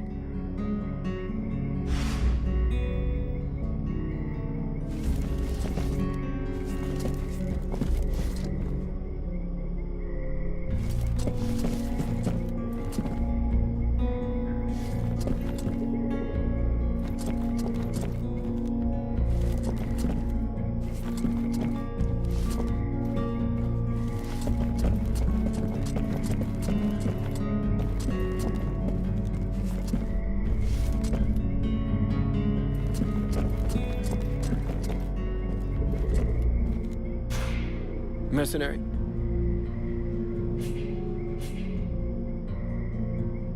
Can I do something for you? No, thank you. I don't need anything for the moment. According to the villagers, there's a beast haunting the swamp, and it's attacked them several times. I have heard about it, yes. And although I don't have any concrete information about the creature, there are some things that corroborate what they say. Even though we aren't very good at magic, we still feel it. And since we came to the swamp, we have all felt a powerful source nearby. The problem is that the source seems distorted, corrupted. Kind of like the one the Ice Lords use. Only not the same. I hope for our sake you're right about that. Otherwise we're really up shit creek. We are very certain of it. But this magic could very well have transformed one or more creatures in the swamp, making them more aggressive, bigger. Who knows? Something to frighten the villagers, in any case. So you're telling me the thing is magic and corrupted? Brilliant. Just what I needed.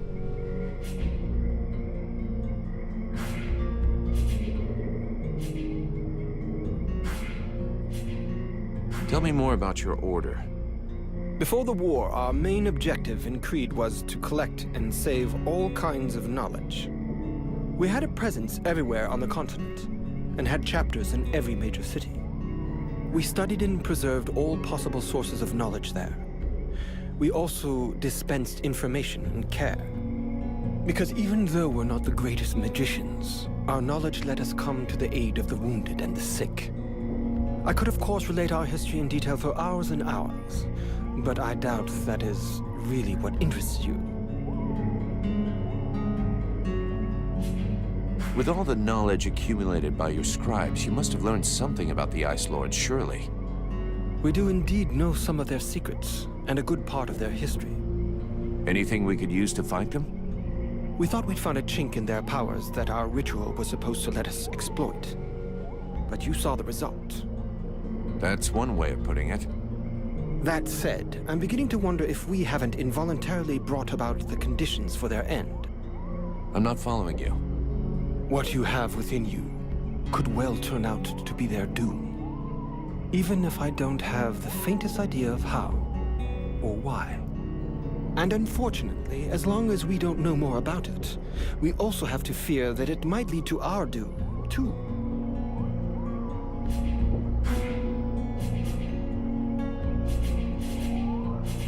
I need your help. I'll be going now.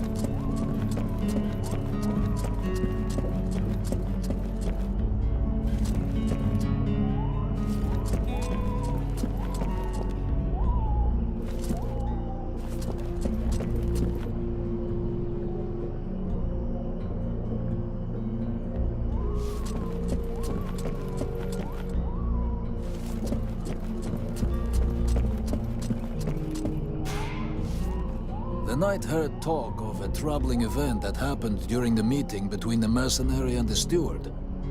Yeah, the short version is that I have a demon living inside of me. A demon? The knight has never heard of such a creature. Should he be worried?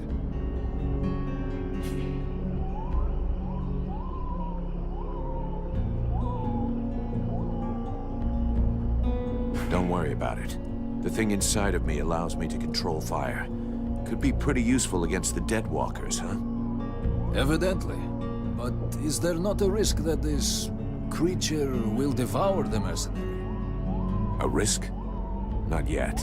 It needs me, and I have it under control.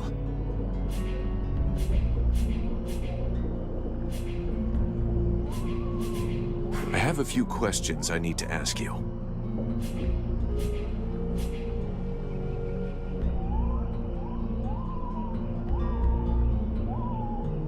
You mentioned the Order of the Ember Knights. What is that? It is the order that the knight belongs to. They are the surviving warriors and honored soldiers of other orders that were lost during this war. Oh, so it's kind of the Order of the Orphan Knights. This name does not sound well to his ears. Right. So you haven't always been an Ember Knight? No. He was first a defender of the Algander Islands. Then he was a Templar of the Order of Burgians, and then a Brother of the Rock, and then a Summer Tracker. So all of those orders have been lost. That must have been hard. He has lost many valorous companions in battle, and his heart is heavy with scars. I'll bet. So what is the creed of the Ember Knights? The knight has long searched for the answer. Now he knows it. To seek a glorious death and carry as many enemies as possible away with him. That's kind of depressing.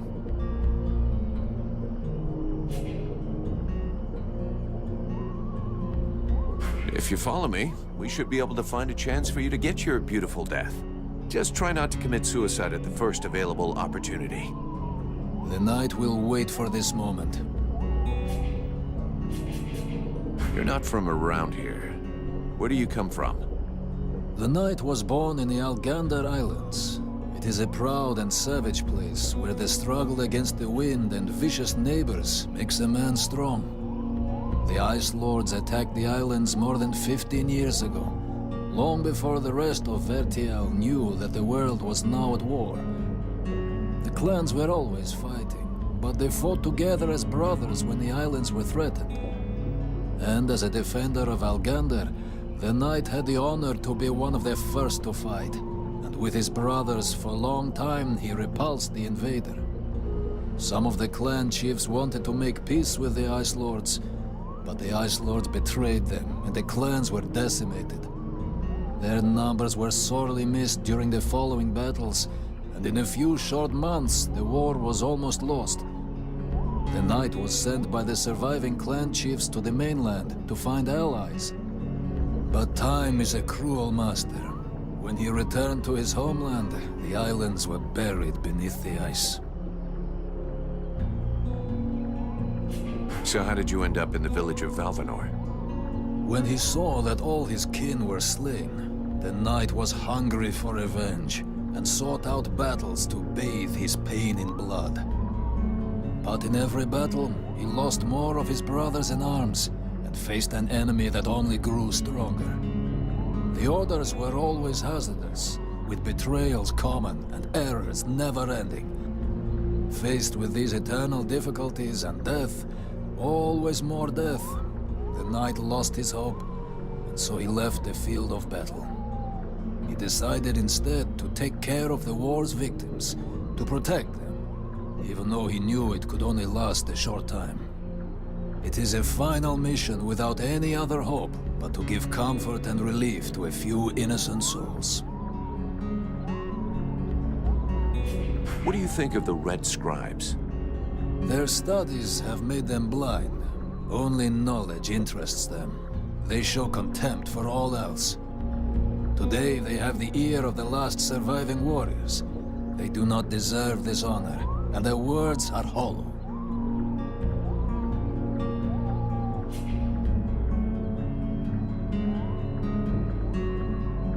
So what did you abandon when you entered into the Order of the Ember Knights? The knight has already said he does not wish to speak of this.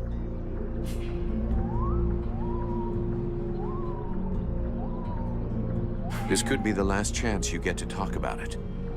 It is true that tomorrows are becoming less likely. But the abandonment of the past means the forgetting of it. And it is often painful to dig through memories. That's what you claim, but I can tell you're dying to talk about it. Very well. Know then that the knight once had a family. I suppose they must be dead. I'm sorry for your loss. It was long ago. 15 years have passed since his wife and his 2 daughters were taken from him. The Deadwalker army? Yes. They were among the first victims when the Ice Lords attacked the Algander Islands. They were thought to be safe with the other women, far behind the front lines. But the Deadwalkers broke through our lines and stole away the innocents. The knight searched the enemy lines for days, but when he found them, he had to fight what the sorceress had created from his wife and his children. A dread creature, multiple and monstrous. This was the most difficult fight of all his life. Let's change the subject.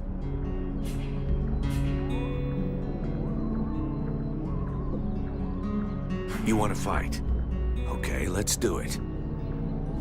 Let the clash of steel ring out beneath the infinite sky. Relmar, wait for me here. I'll only be a moment.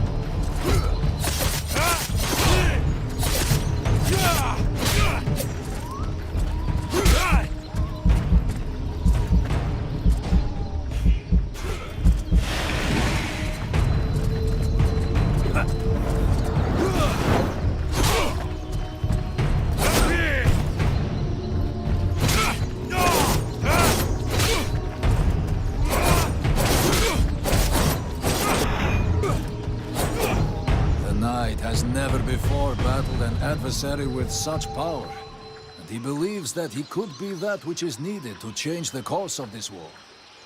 You fight pretty good yourself. Where did you learn your moves? I can't believe you learned to fight like that in this backwater. The knight has traveled far and fought many battles. He has only lived in this village for a short time. What are you doing in the middle of these swamps when you could be making a difference on the battlefield?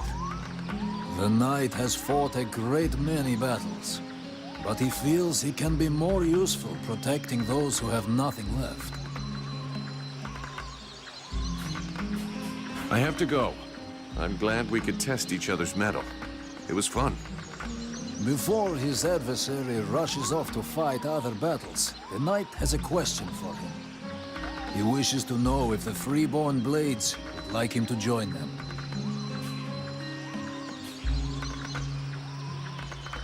I'm not the one who decides who joins the company, but I can ask the captain for you. He has thought long on it, and wishes it would be so. Well, that's great. I'll ask him, but I can't promise you anything.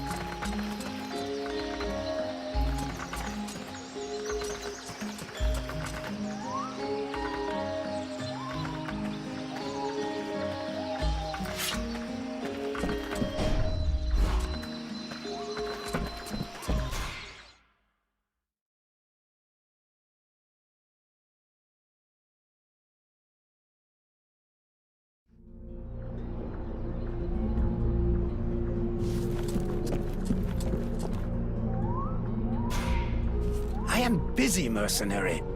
Go do what you're getting paid for.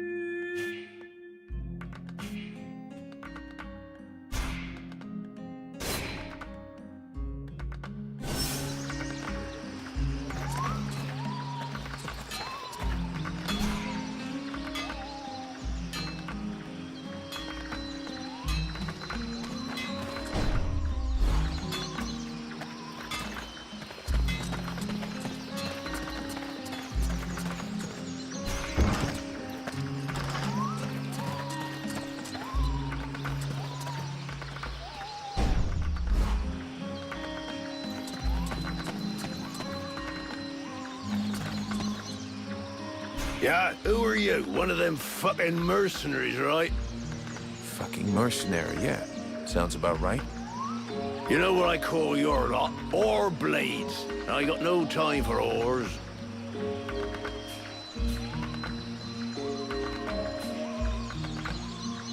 We're all in the same boat. Mercenaries, refugees, useless guards. We're all fighting the Deadwalkers. You mean until the Ice Lords make you a better offer, get lost, Oarblade? Stupid Rick. Do I have to spill it out, or should I just put my boot in your arse? Clear off! Would you just shut your stupid mouth for 2 seconds, please? The steward sent me here to help you. Oh, that's all I need. Don't he think I got enough on my plate? Now he sends me some Oarblade from God's nowhere. Hey, as long as it ain't me is paying for you, hey? You want to help? Knock yourself out. But I warn you, there's plenty to do. Get to the point before I set your breath on fire. All right, take it easy. No need to get nasty, eh? You want to help? Yes or no? Keep talking. Well, for a start, you could try and find one of my patrols that's gone missing. At first, I thought maybe one of those half-wits was sleeping it off under a tree somewhere.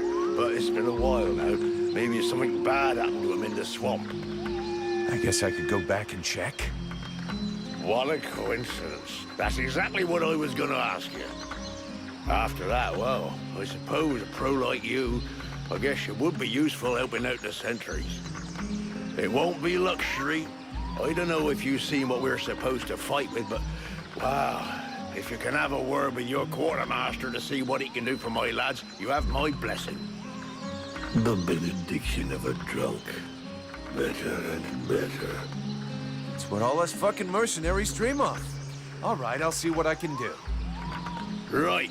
We may be living in the arsehole of Virgil, but being armed like a bunch of tramps we can do without. And while you're at it, when you've been to the forge, you'll probably feel like letting off steam a bit. Why don't you go and take it out on my lads? What do you mean?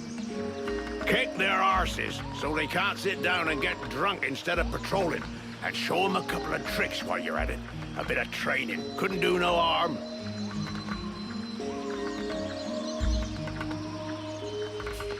Your men can't afford to keep their thumbs in their asses. It's time to teach them how to use those weapons. Knock yourself out, Paybleed. I'll go and shake them awake.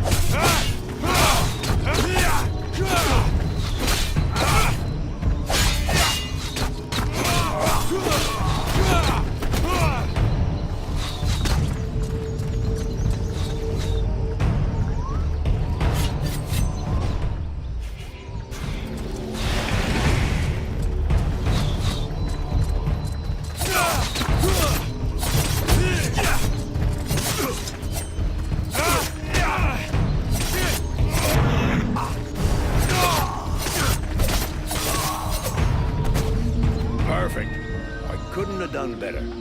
I reckon the lesson is gonna leave a few marks this time. Have you got time to go again, while they're still warmed up? Why not? Let's go.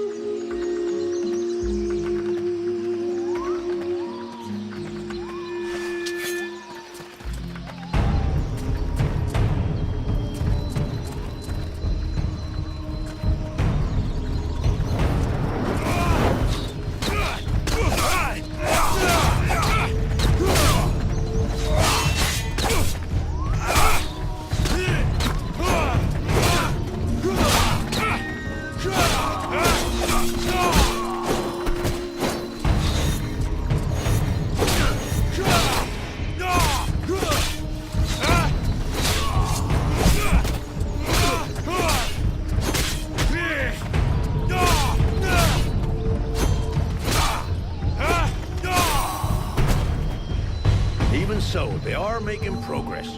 If you whack them enough times, they remember how to defend themselves. Or are you up for giving them one last lesson?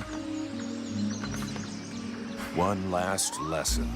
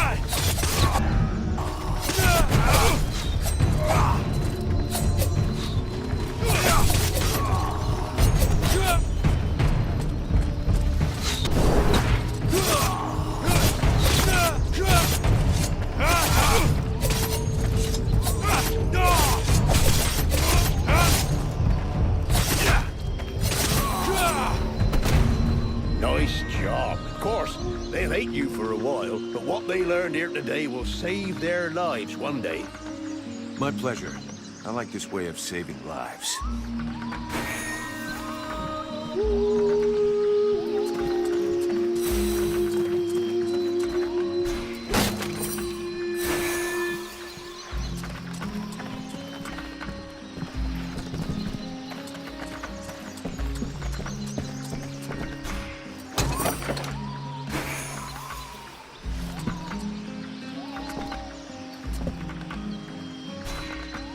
My goodness, let's see. You're not pissing blood, you're not vomiting your guts out. Both legs are in place and they seem to be holding you upright. Congratulations. It looks like you'll pull through. And now you'll excuse me, but I have other miracles to accomplish, and not much time to devote to people in your condition. Take it easy there, Doc. I'm with the Freeborn Blades, not one of your refugees. You could be Blackstorm himself for all I care. Now get out of my way, I have things to do.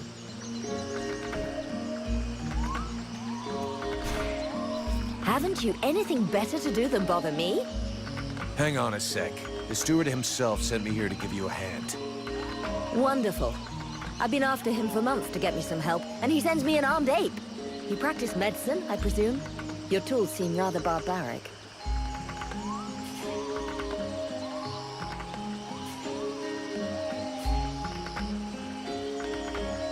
Listen, if you show me the recipes, I could probably help you cook up some remedies for these people. That's very kind of you. Unfortunately, what we are missing most are the ingredients. In fact, there is something that you could doubtless do for me. I'm worried about my assistant Haman. I haven't seen him for a while now, and I fear he might have gone into the swamps to look for the plants I need.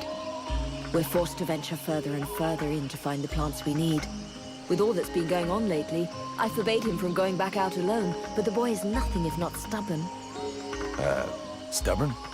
Yeah, I hate people like that. Please find him. He's a good boy. He's done nothing but help others since he arrived. Without him, the House of Healing would be a house of death. If I'm gonna be slogging through the swamps anyway, might as well take a look around and try to bring back the plants you need too, right? You got any drawings or descriptions? Yes, that's a good idea. I would be grateful to you. But above all, try to bring back my assistant Haman in one piece. He is your priority. For the rest, basically, I need food, medicinal herbs, and of course, I wouldn't say no to a few pre-prepared potions.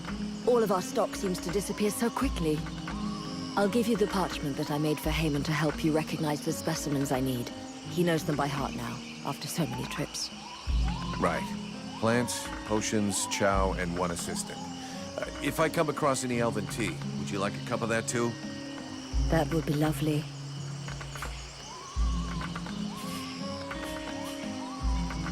Let's talk about your healing house.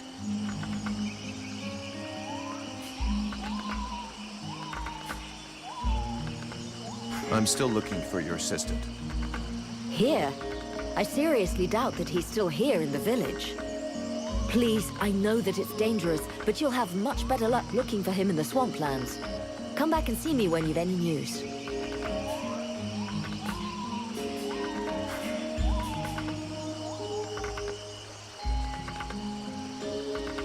I'd like some information about the village and its inhabitants. So what do you think of the steward? Oh, don't get me started on that. Too late if you ask me. If I were you, I'd be wary of him. He is not as honorable as he would have you believe.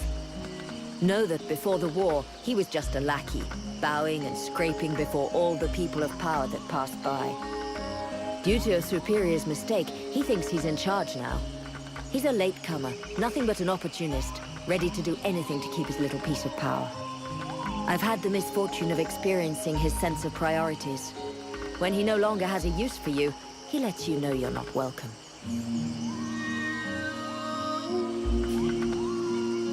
We're at war. The situation is not easy. He seems to be doing all right. At what price? By herding refugees like animals? By not giving them even the minimum to survive? By eliminating those who oppose him? Who oppose him? I didn't found the House of Healing alone. It was with my husband, Ron. He was not a great warrior, nor a renowned strategist. His only gift was for healing. He was my teacher before becoming my husband. The steward welcomed us with open arms. We took care of his men, his villagers. Then the refugees started arriving in greater numbers. Too many for Chambriad, who ended up closing the gates and pretending that these people simply didn't exist. Ron was furious. He tried to make him understand that he would heal everyone, no matter what. And if the self-proclaimed leader of the village wasn't capable of taking care of anyone other than himself, that he would do it. A few days later, I came back from the swamps to discover Ron in agony in the healing house. He had been poisoned. You think this was the work of the steward? Who else would have reason to kill him? Everyone loved him and counted on him. Chambriad thought that without him, the healing house would close and that the number of refugees would diminish naturally. Unfortunately for him, I will continue my husband's good work even unto my dying breath. He gave me an even greater reason to keep going. This healing house is a waste of time and resources. These people are but dead weight. Who are these refugees you're helping? They are the outcasts of the war. Those who didn't have the privilege of dying in combat, or who lack knowledge of the arts of the forge. No one wants them. If I don't help them, nobody will.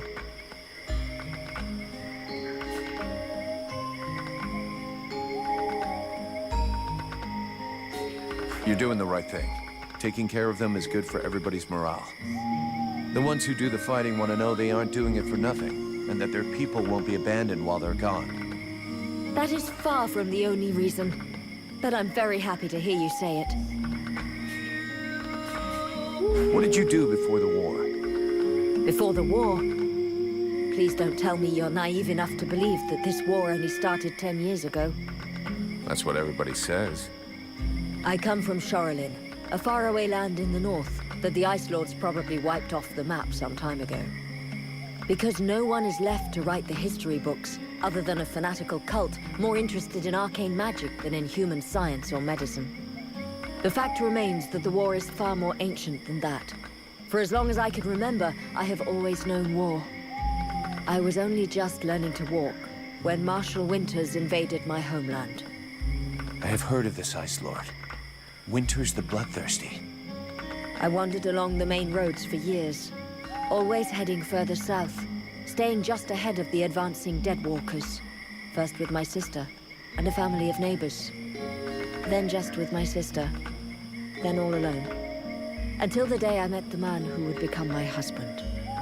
A remarkable elf, who taught me how to heal, and how to love and help those near me. But after years of fleeing, and ending up here in this isolated village so in need of healers, we decided to put down roots. Roan died 8 months ago, leaving me alone and in charge of the house of healing that we had built together. I'm looking for a blacksmith. Do you know where I can find one in the village? You could go and ask Esael for what you need. He's an elf who lives nearby. He's a rather odious character, but there isn't any alternative really, unless... While speaking with the refugees, I learned that one of them used to be a blacksmith, but he arrived here with nothing other than a dying cow. His name is Renko, I believe. I don't know if he's skilled, and without a forge he may not be much help. But he is certainly much more pleasant than that horrible elf.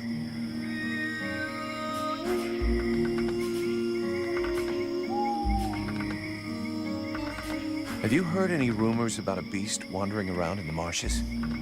They are not rumors. There is something in these marshes, and I have a patient in a coma that confirms it. Something? What does that mean? Where can I find it? I don't know exactly what it is. The wounds don't resemble anything seen around here before. What you seek is large, powerful, and obviously has enormous claws at its disposal. The wounded man was found west of the swamps, crawling towards the village. If you really wish to fall upon that beast, that would be a good place to start.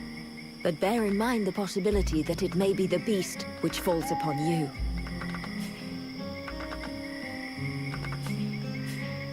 I'd like to see what you have to sell.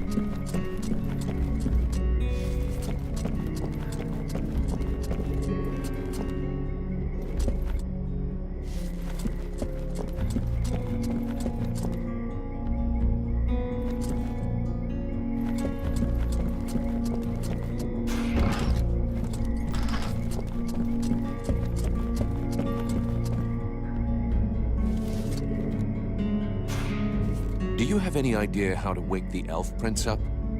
Unfortunately, I don't. I think I've tried just about every remedy I know, but nothing works. You said just about. I'm guessing that's not by chance? It's true. There's one formula I haven't tried yet. An extremely powerful solution that requires a certain ingredient to make. An ingredient I don't have. What is it? A very virulent poison secreted by the chrysalid queen. But be careful you don't mix them up with the ones you usually see. I wanted to go looking for them myself, but the villagers stopped me. They say they're really dangerous. It seems they can be found along the road we took to get here. And apparently, they only come out at night. I'll get you some. I'll be going now.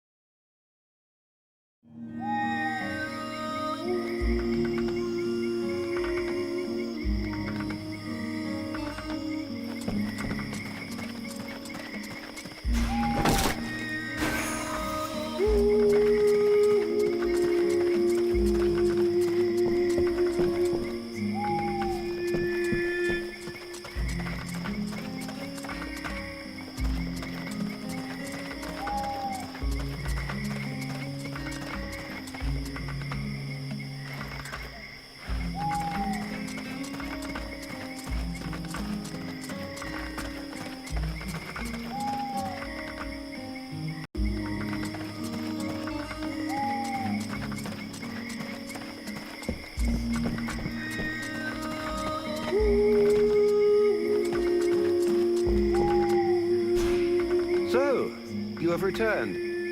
What is your desire?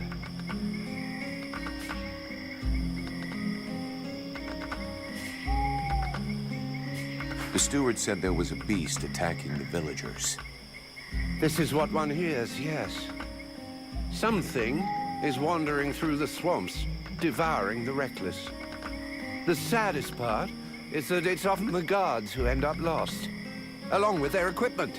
Meanwhile, we are overrun with refugees who serve no useful purpose at all.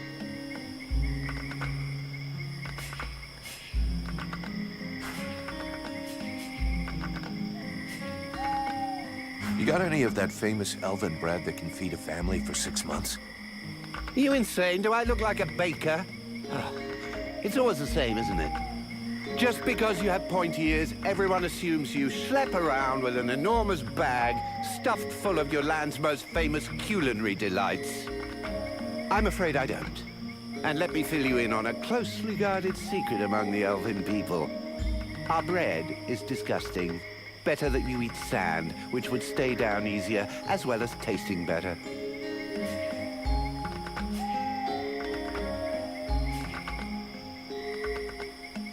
Get that forge cooking. You've got work to do.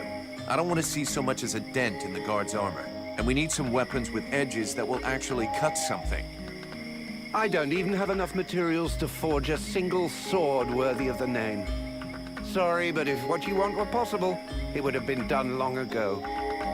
What's more, I'm not really a blacksmith. If you want an assembly line of weapons, I wouldn't count too much on me.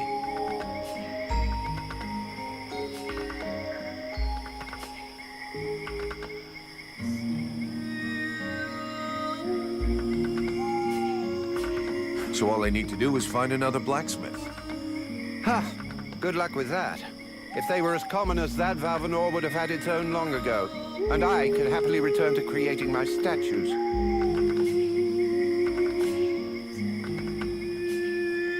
Show me what you have for sale.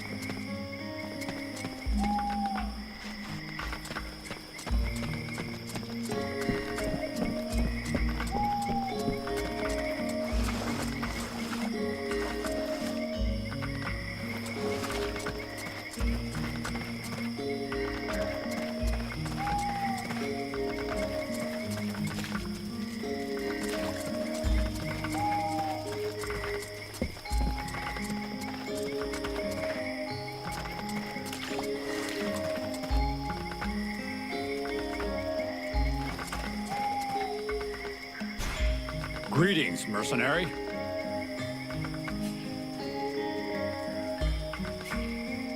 Seeing as how you're pretty resourceful, I figure you know everybody here. Is there a smith somewhere around? Yes, there is one. Me. I should have guessed. Another con? Not at all. Listen, I understand you might think I'm some kind of charlatan, but before being an outcast starving in the worst hole in the swamp, I was a blacksmith. The problem is that I don't have any forge or equipment. Otherwise, believe me, I wouldn't be out here begging just to survive. Why not use the village forge? I tried that, but that idiot, the so-called artist that works there, almost took my head off and started throwing everything that wasn't nailed down at me. No, what I really need to work right is my equipment, my forge cart. And where is your cart? At the other end of the swamp, unfortunately. Here, look. I'll show you on your map. I'll get it back for you. You'll help me fix up the guard's equipment. Agreed? Agreed. On one condition, of course. That you also get me some supplies. Let's see. There aren't that many guards, so about 10 pieces of raw metal, 10 good leather hides, and 10 pieces of refined metal should do the trick. Well, I hope with all that, our guards will be well equipped.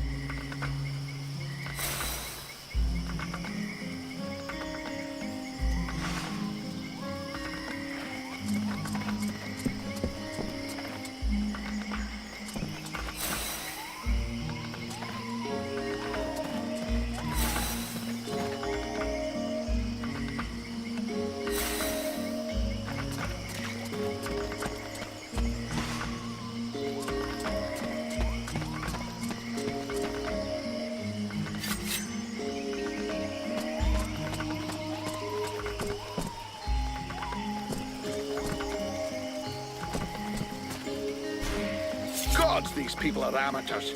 This village is about as secure as your granny's underwear. Not a single watchman at his post. It's worse than I'd imagined. I'll deal with this, Captain. Good. I'm counting on you. Remember, if you screw this up, we'll all be joining the ranks of the Dead Walker army as soon as their scouts find this place.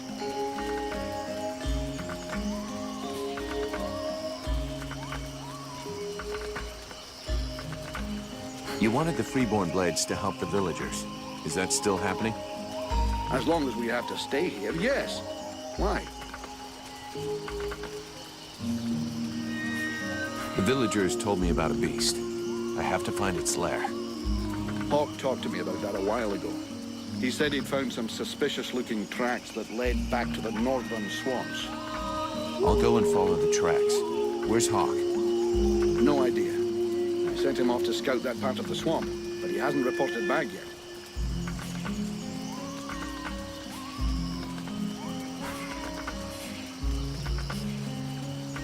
Captain, I wanted to ask... Do you really think we should be trusting these red scribes? Vulcan, I'm not going to try and make this pretty. These are tough times. Thanks to this cursed war, our list of potential clients is shrinking faster than my dick when I jump into an ice bath. I get it, that after what happened in the temple, you'd like to send them all packing. This whole demon business is complicated. But we are mercenaries after all is said and done. We're not a charity. We're only as good as our clients. And you know, even if they did screw things up back there, they were right to try and find some way to beat the Ice Lords. What's the alternative? Lie down and wait to freeze? Thanks to them, we all nearly bought it back at the temple. I'm not even convinced it was an accident. You have a point. And since we don't want to finish up as a pile of bodies under a snowdrift, we're going to keep a sharp eye on them from now on.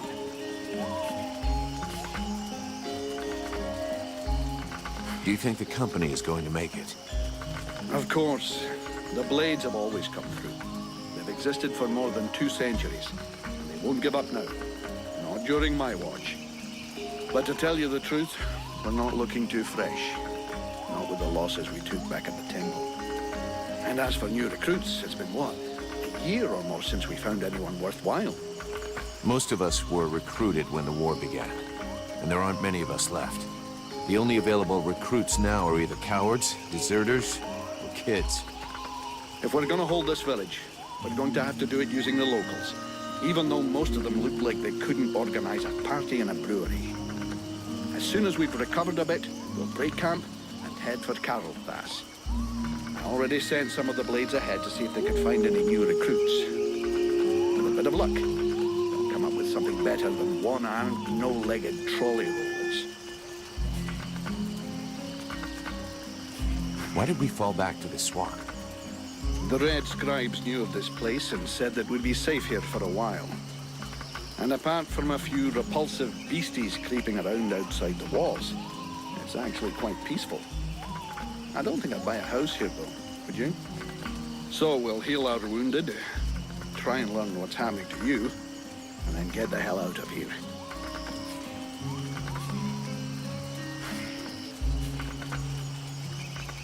Captain, just fought a duel with Ranvil, the guardian of the village. And before you start yelling about wasted energy, I want you to know that it was him that insisted on it. He's one hell of a fighter. He hits you like he was chopping down a tree, and he can take a blow and shake it off. He wants to join the Blades. I have the feeling that every new recruit I take on these days is headed straight for the cemetery. But considering the losses we've suffered, I suppose I can't refuse.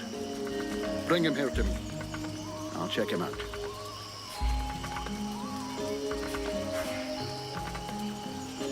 I'm leaving.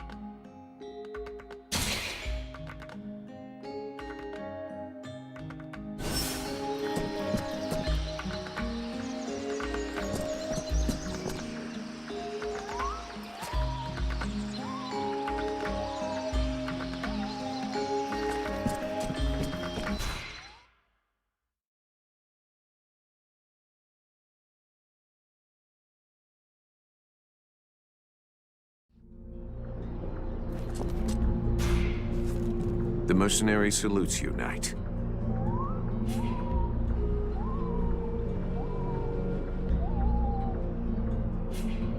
Ranvil, I need you. Come with me. The knight is proud to be of service.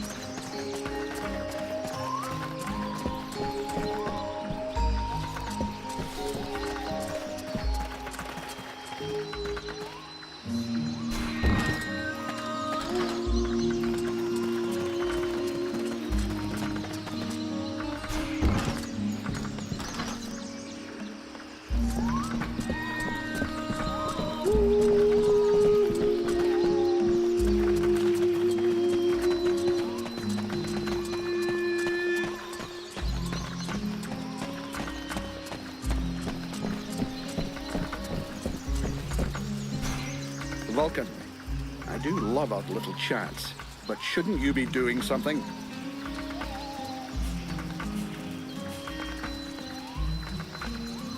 I'm leaving.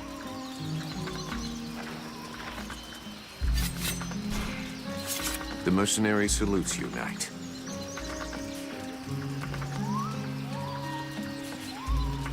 I talked with the captain. He wants to see you. Come on, follow me. Vulcan, I do love our little chats, but shouldn't you be doing something? Captain, this is Randall. He talks funny, but he can kick ass.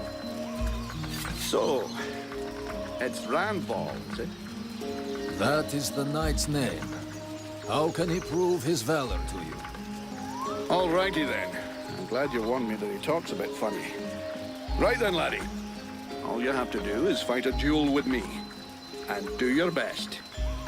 It will be an honor to fight with a man who they say has never been beaten. If you think you can flatter me into letting you off lightly, forget about it. Like I said, do your best. The knight hopes that he will be the first to vanquish him.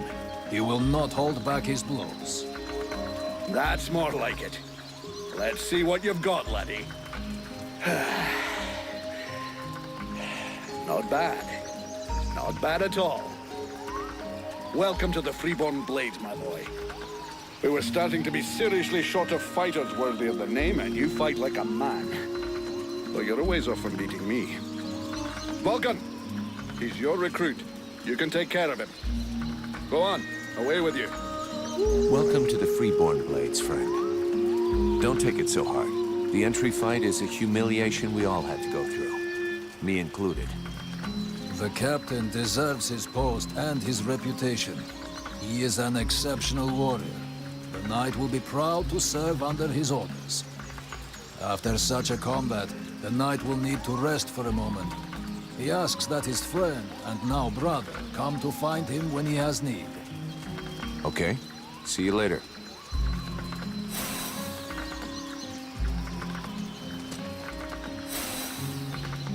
There should be enough food. We'll see what Marana says when we get back to the healing house.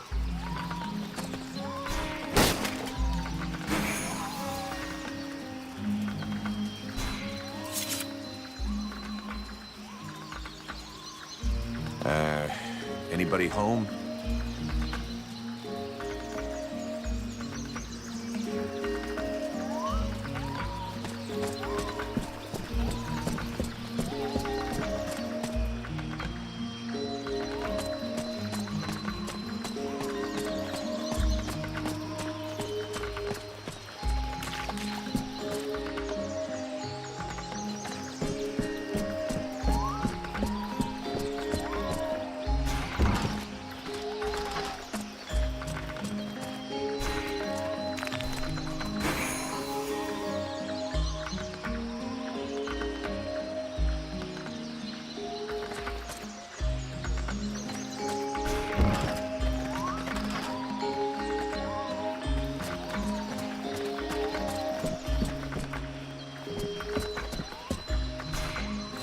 Here, I got those ingredients you wanted, and some things to eat as well.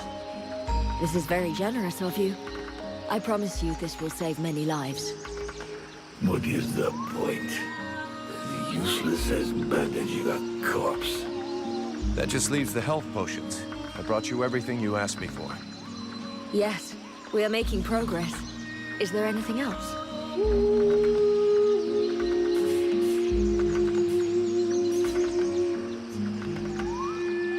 I'd like to see what you have to sell.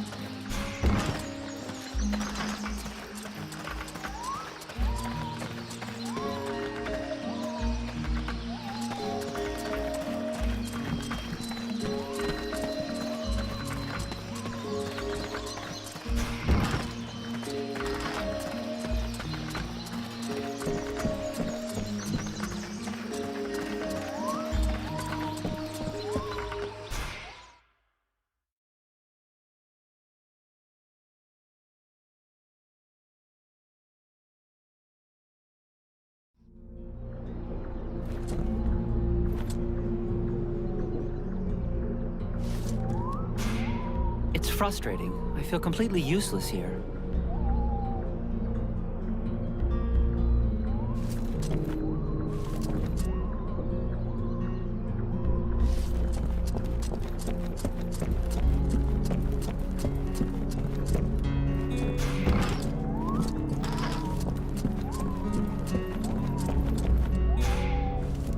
The mercenary salutes you, knight.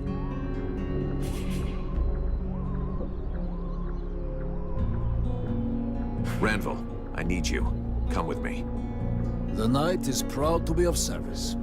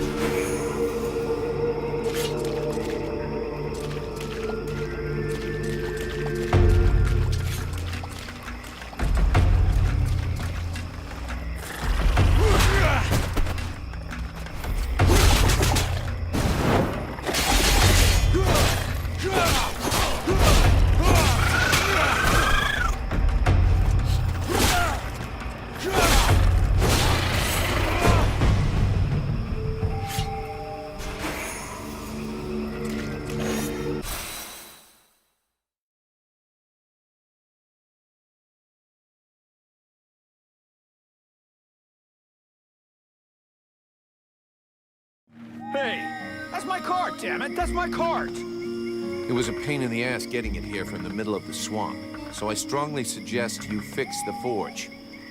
Don't worry about it. You won't regret it. I have to fix it and clean it up a bit, but there'll soon be a second forge in the village. Thanks.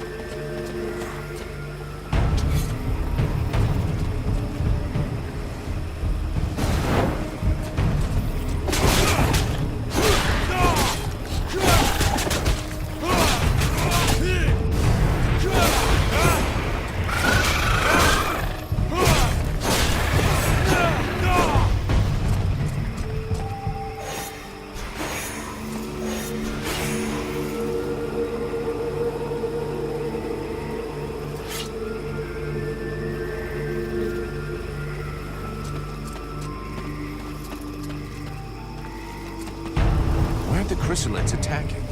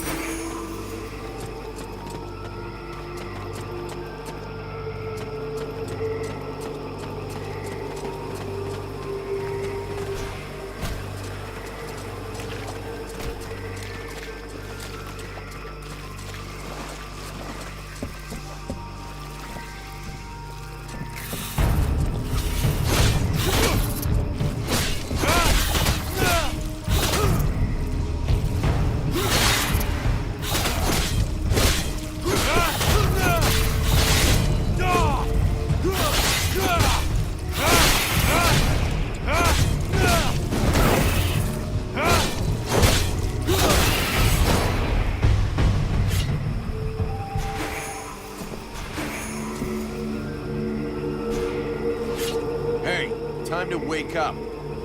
Are you Heyman? Mirana's assistant? Mirana... you okay? Can you move? Cold. Man, you don't look so good.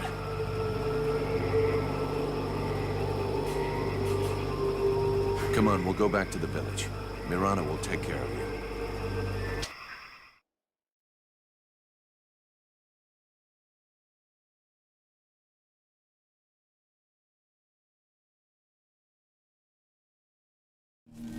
Heyman! Oh, you found him. Thank you. But what have you done to him? Did you hit him?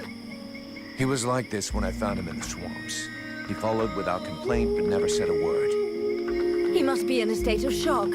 I'll take care of him. In any case, Heyman owes you much, as I do. All of these refugees are in your debt. Please, I would like you to have this. It belonged to my husband. Hey, thanks. I'll put it to good use.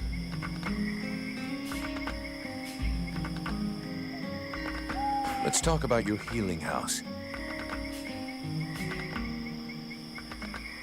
How's your assistant doing? Alas, there's been no improvement. He's awake, but reacts to nothing. I have no idea what he could have seen to put him in such a state. I found you a few health potions.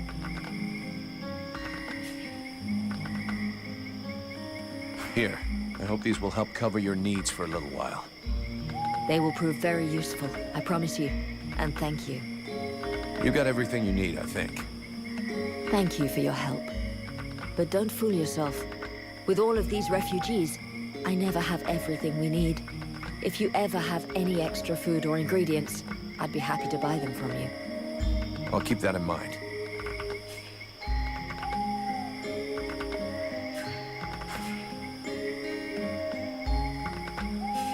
I'd like to see what you have to sell.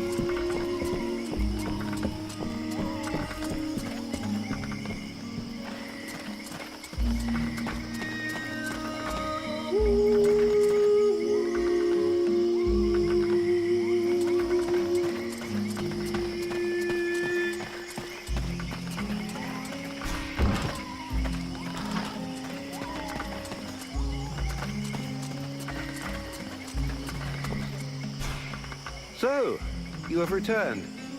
What is your desire?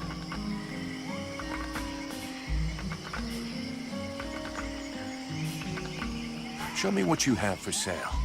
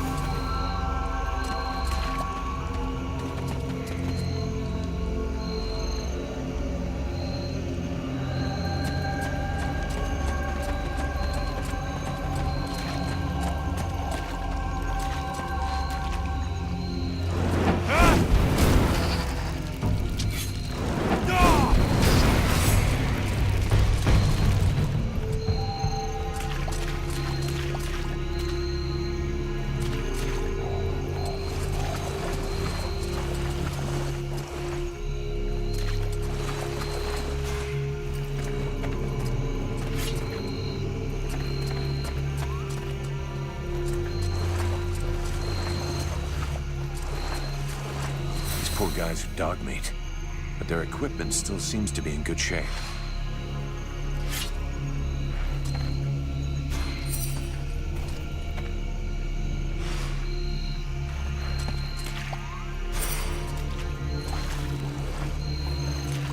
Mason will be relieved that his men didn't make too much of a mess of their weapons and equipment.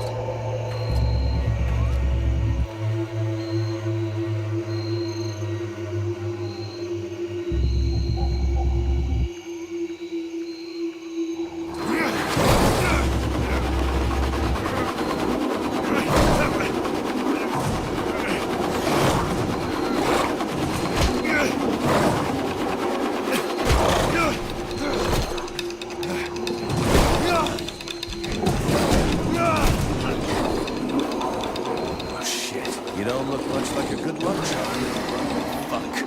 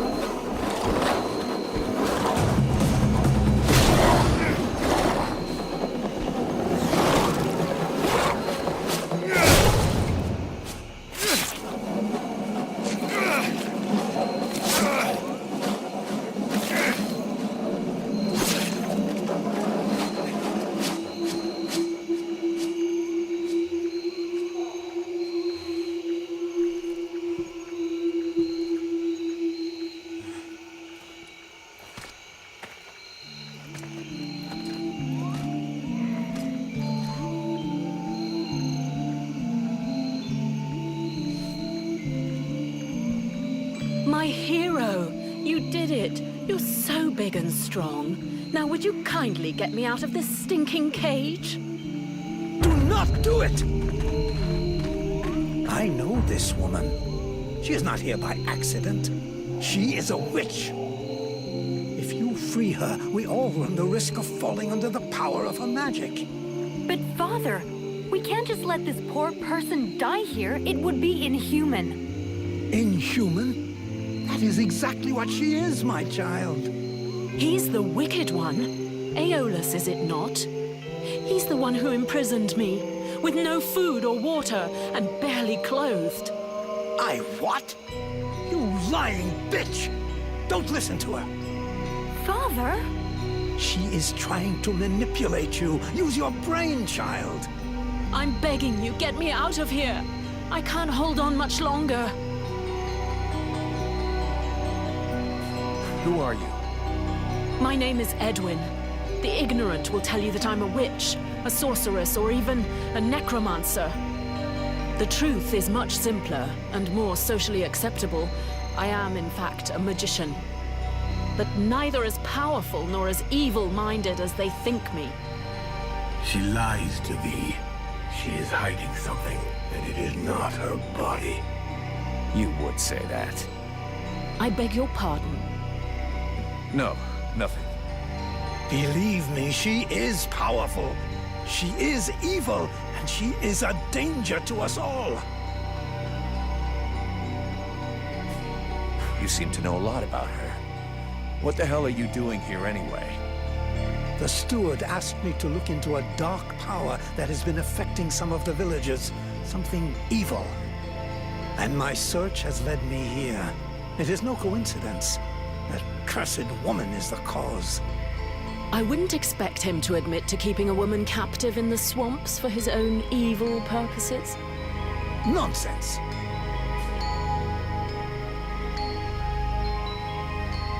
And so you just trotted out here with no escort? What, were you afraid we'd charge you extra? I came here as quickly as possible, yes, to stop you committing a grievous error. I was hoping that you would escort us back to the village afterwards. Without a supplement, yes. Seems to me that you are quite well paid.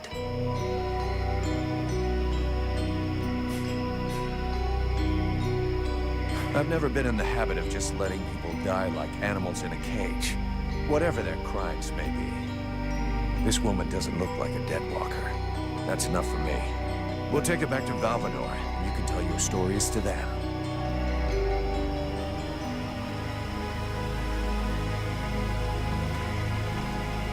Stay away, you stupid girl! No! Fools! Leave her in that cage!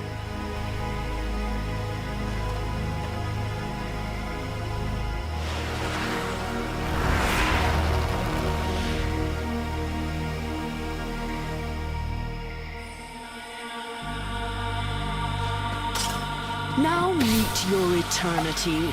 What are you doing to him? Let him go! Very well. You may have him. I am finished. Father?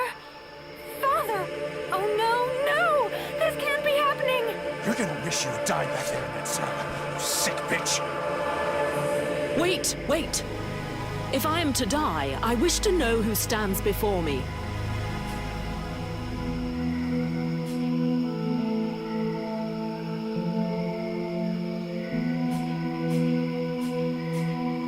I am Vulcan, Powder Master of the Freeborn Blades. And as for the man you made the mistake of killing, he was our... That is not my question. Who stands before me? Are you an imbecile or blind?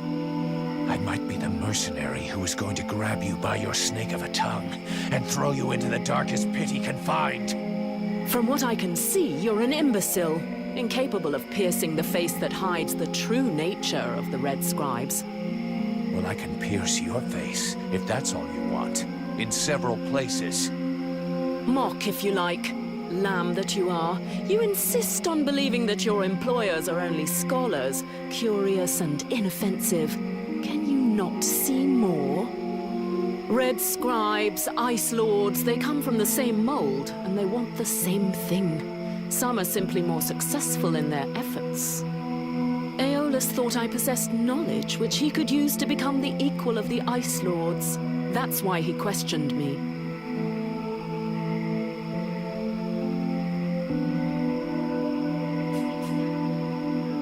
So what? We're at war, and getting our asses kicked.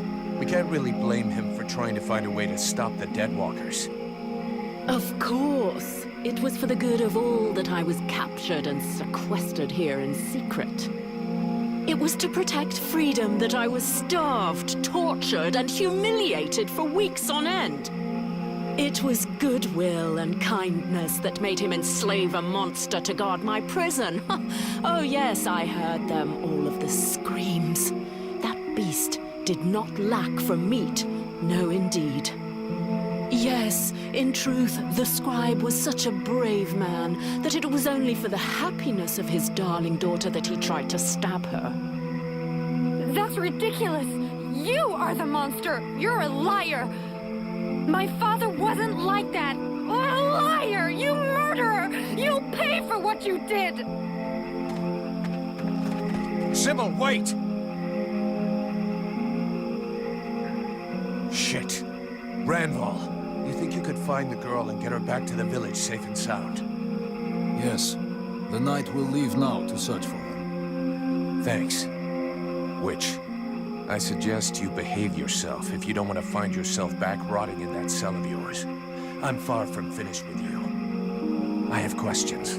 Lots of questions. And you had better make damn sure I like the answers. So be it. Then I will tell you exactly what you want to hear, mercenary. You had the upper hand. Why did you decide to kill the leader of the Red Scribes? I desperately needed to replenish my power, so I drained his. My mood grows a bit murderous when I get too hungry, or when I spend too many days trapped in a filthy cell without so much as a toilet. Your friend was no hero. His aim was to reproduce the same ancient rituals that permitted powerful magicians to become the Ice Lords that we are fighting even now. He wasn't my friend. He was my employer, and a very influential man. You could have spared him, giving credence to your version of events, but you chose to kill him, and thus any chance of them listening to you. He was a deceitful and manipulative man. No one would have listened to me, so I permitted myself the pleasure of preventing him from harming anyone else. The World Heart has had nothing but suffering from these magicians. I rejoice at this death. We need more like it.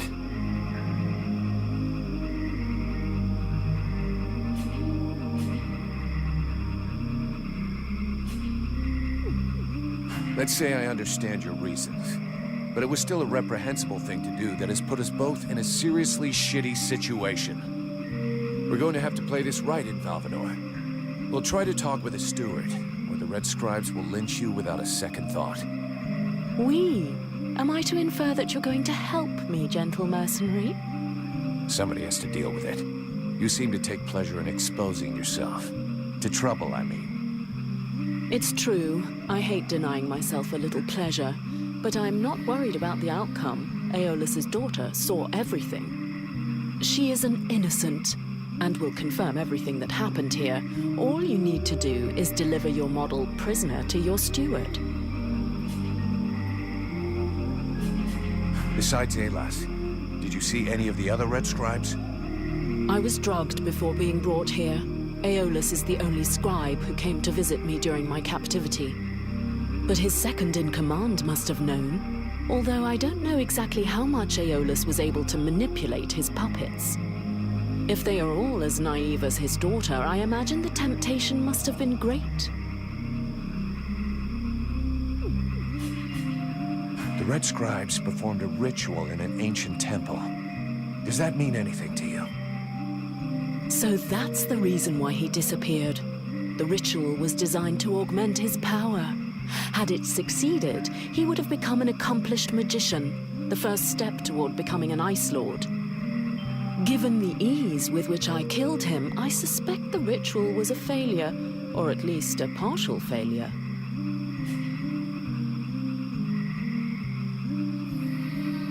Let's just say the results weren't quite what he was hoping for. But something definitely happened. There was a burst of light, or maybe flame. This thing entered inside me. A thing? What thing? A sort of parasite. The Red Scribes told me it was a demon. Neither one nor the other, insolent boy. I bring thee flames. I bring thee the World Heart. I bring thee the power, and thou, who doth hold me back with thy ingratitude and thy weak, pitiful body, thou darest name me parasite. Hello? You still here? Huh? Oh yeah, I forgot to mention. He's kind of sensitive. I must say, I have never heard of such a thing. It is, at the very least, troubling. The end result is I sometimes find myself wondering who I am, what I am. That is, when we're not arguing, or it's not taking control without asking me what I think about it. Then again... This is absolutely fascinating. I think, when we get the chance, we should talk about it in more depth, meaning we undoubtedly need to experiment a bit. There is probably much to learn from this demon. We'll see. For now, we've got more pressing problems.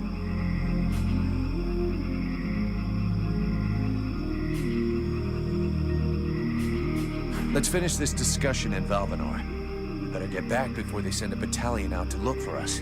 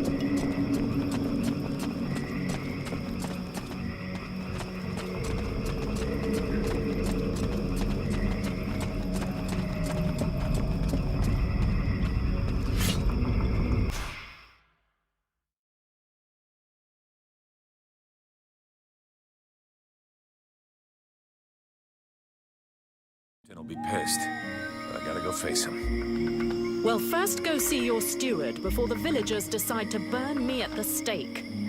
I mean, if you want to, Vulcan. It'll probably turn into an interrogation pretty quickly. Try not to make it worse for yourself. And don't kill anyone, for starters. Especially if he's wearing red. That seems reasonable to me, for the moment.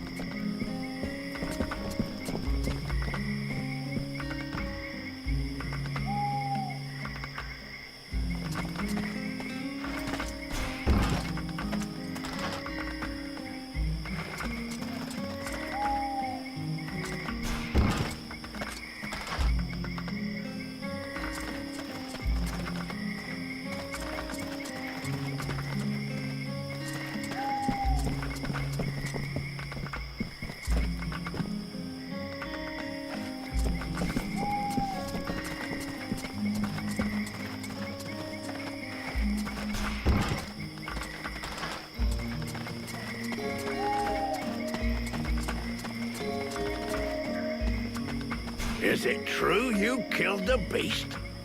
Is it true you quit the booze? What? Ah, that's a load of bollocks. I thought so, but I did kill the beast. Right. Okay then. You and me, we got off on the wrong foot. We owe you one. That's a man's job you done. I found your soldiers' bodies. They were my best. I mean, it's sad. So, did you bring back their weapons? I know it's not pretty, but we need them bad.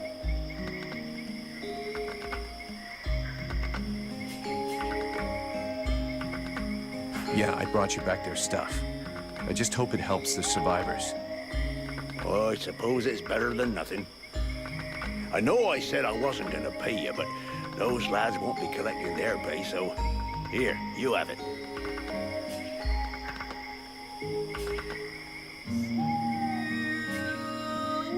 A barfly like you probably knows a lot about the people here, I'm guessing, huh? Flattery will get you everywhere. You look like you can probably handle a sword. How come you didn't get recruited? Oh, just unlucky, I suppose. Last time an Alliance recruiter come through, I was stuck in the crapper. Worst dose of the shits I ever had. Forget I even asked. So, I never got to the front. I can't tell you how much I regret that. What's your opinion of the steward? My opinion? Tell the truth, I never liked how he talks, like an elf reject. But he does what he can. And honestly, he manages better than I do. Him and me, we ain't always seen eye to eye. For example, if it had been up to me, I'd have driven them refugees back into the swamps. And fuck what that bleeding art apothecary says. How is it going with the refugees? I'm not a monster. I got nothing against sheltering a few brave souls. Most of my lads are blokes who are here to protect their families. But enough is enough. I just can't protect everybody. You can't squeeze a whole city into a fucking life raft. How well do you know Randall? Wow, not enough to trust him with his airs and all. The night with this and the night with that. Having said that, he has saved us from a few accidents in the village. He's a damn good fighter, and he don't ask questions. Balls of steel, that one. Sometimes I think he must have a death wish or something. If that's so, he ain't taking the easy way out. But then, who gives a toss? When he turned up a few weeks ago, it certainly took some of the pressure off. But he acts like his shit don't stink. Obviously, me and the lads aren't good enough for the likes of him.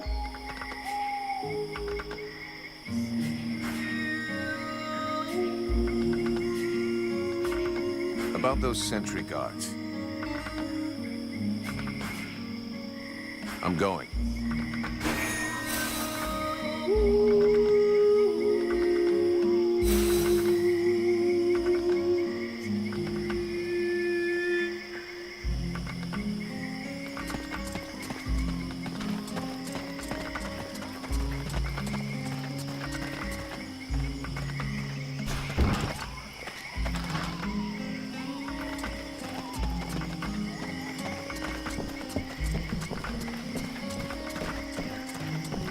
I'd rather stay here if you don't mind. Why? You're not planning to give me the slip by any chance, are you? I don't like the idea of getting locked up by the Red Scribes again. It might provoke me into a loss of my legendary restraint. And I'm sure that you don't want to have to scrape another one of your employers up off the ground. Well, it's true that I prefer they remain in one piece. All right, fine, you can stay here. But if you do get it in your head to run away, I will find you. You won't like it when I do. I'm trembling, but yes, I'll wait here.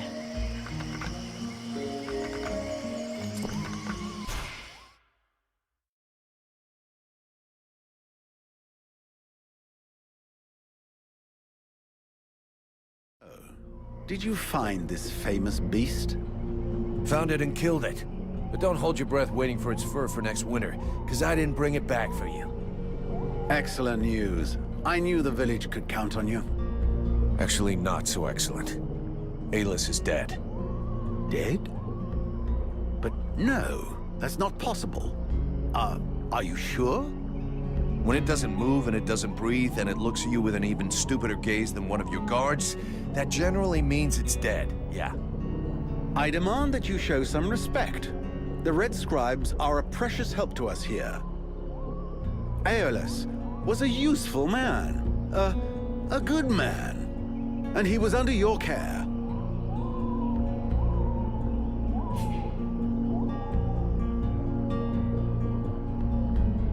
A precious help, huh? You know the beast didn't get there by accident, right?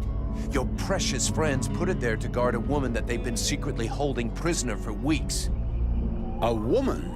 In the middle of the swamp? That is unusual. But why would the scribes choose to do such a thing? Other than the fact that they're walking libraries, we know nothing about their sect. Nobody's got any idea what they're capable of. But everybody keeps their mouths shut because they can do a few tricks. And we never had better doctors. Aeolus was even ready to kill his own daughter to cover up his secrets. What nonsense is this? How can you make such ridiculous accusations? Am I to understand he died at your hands?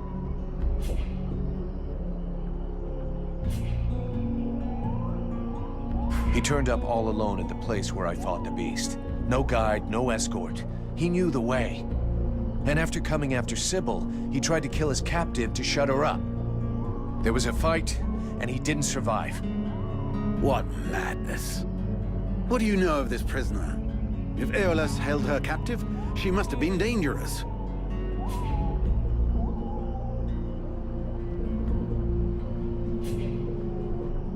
I don't know much. Edwin isn't exactly the talkative type. Well then, you must find out immediately. As of now, she is your responsibility. I should deliver her to the Red Scribes without any further ado, yet, after what you have told me, I no longer know what to think. She will be given a fair hearing. Until that time, she never leaves your presence. If there is the least incident, I promise you, you shall answer for it. And there is no prison here, in case you had not noticed. Okay. Sounds fair to me. However low your opinion was of Aeolus, his death is a great loss for Valvanor. He was meant to be looking into a most disturbing matter. All right, I can see where this is headed. What do you want? There is no guarantee that you have the necessary skills to handle this matter, Freeborn Blade. Even Mirana is flummoxed. What is it? An epidemic? That's exactly what I'd like to know. Several of the villagers have been behaving curiously of late. They have become distant, taciturn, and barely react to the world around them. They're just hungover. You'd know if you got drunk more often, and you look like you need to. I believe there are a few here who know the difference. It's something else. They seem very concentrated, as though they are observing us. I feared some kind of sickness and that it will spread throughout the village. Got it. I'll slap them around a little. That should wake them up. My goodness. That's not exactly what I had in mind, but I must confess the results interest me more than the methods. Well, that's gonna be my method, so let's leave it at that if you don't mind. I'm not helping you because you made puppy eyes at the captain.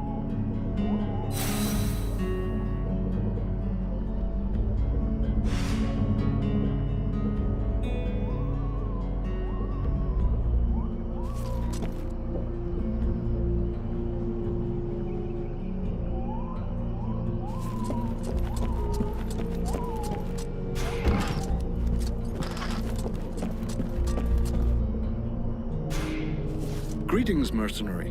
What can I do for you?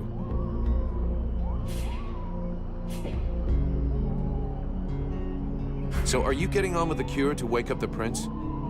Unfortunately, no. Without the poison I told you about, I can't make it. I brought you some. Excellent.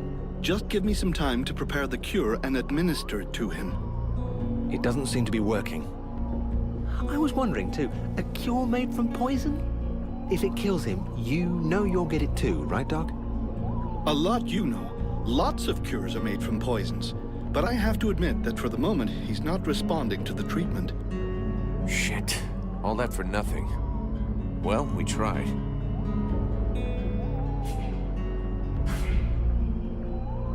I have some questions I'd like to ask you.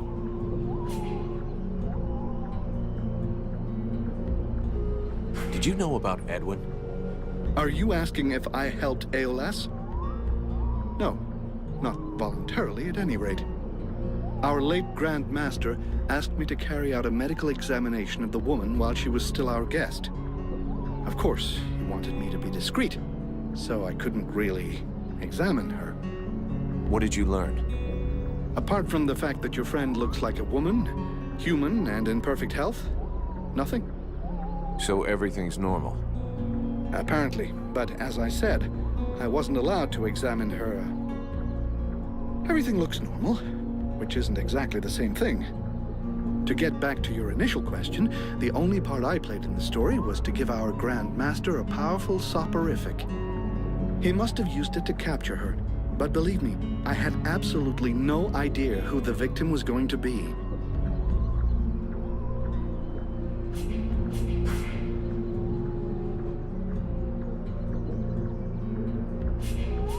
Can I have a look at your stock?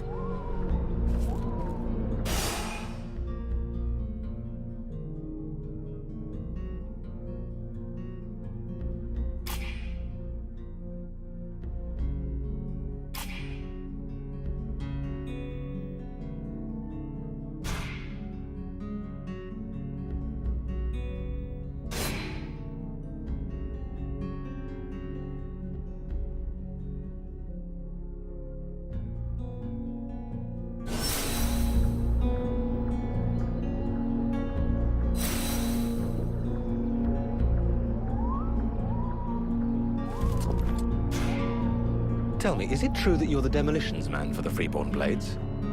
That's right. You know, while I can't really do any big explosions, I do know how to make a few traps. And I've actually been working on a new one, but I'm in the dark on a few little details.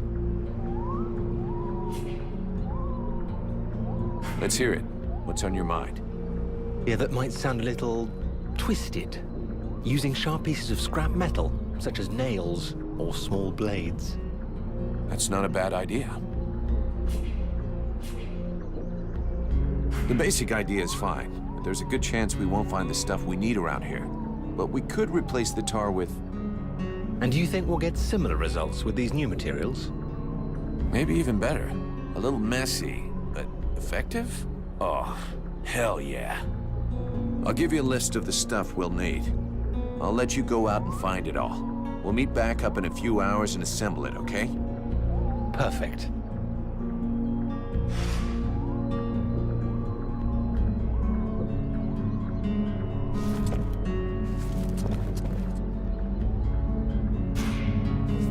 Leave me, Vulcan. I don't want to talk right now.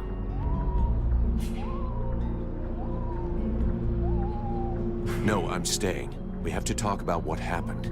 Putting it off until later will change nothing. You could at least respect my grieving.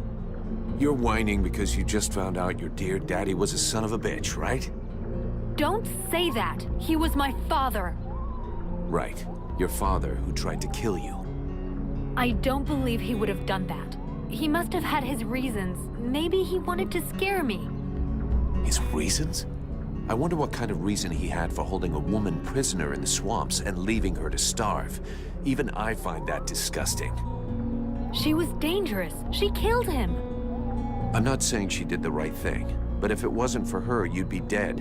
You gotta stop hiding from the truth. Your father hid a lot of stuff from us. I swear to you, I don't know. I don't know why he had that woman prisoner, and I don't know what happened at the temple. Yeah, okay. So you don't want to know what he was plotting, what he was hiding from us? Of course I do. It's the only way I can hope to understand what he did. That's good. So now we have to dry your tears and pull it together.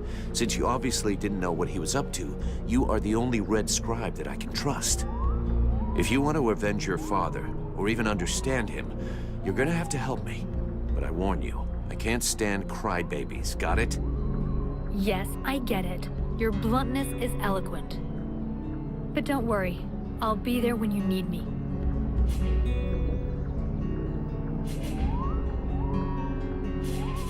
I'd like to ask you a few questions. What do you want to know? So then, any result from the study of all these creatures of the swamps?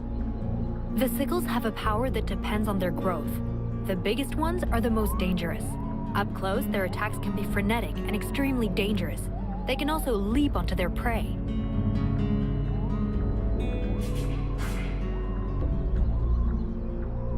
See you later.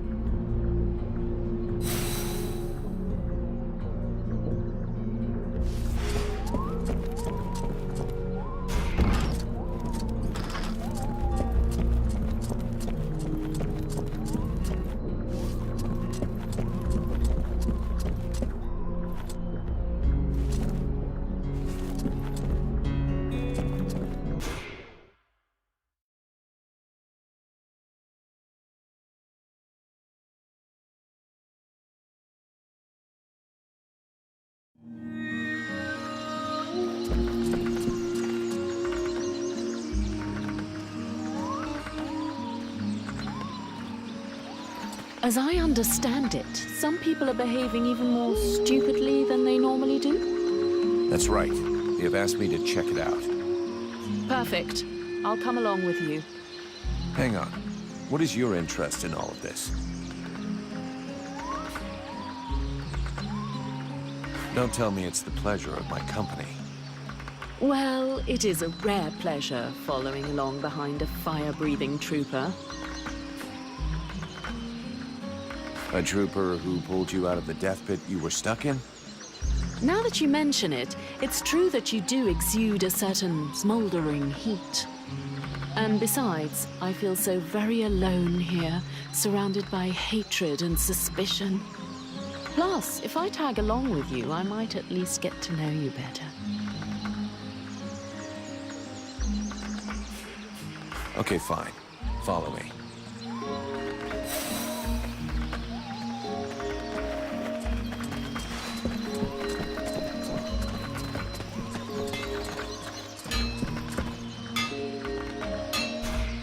So, you have returned. What is your desire?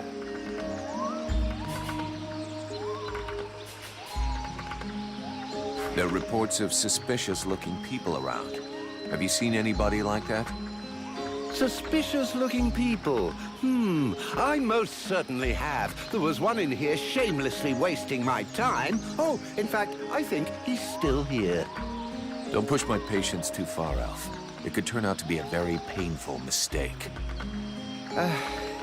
It's just that I really don't see all that many people.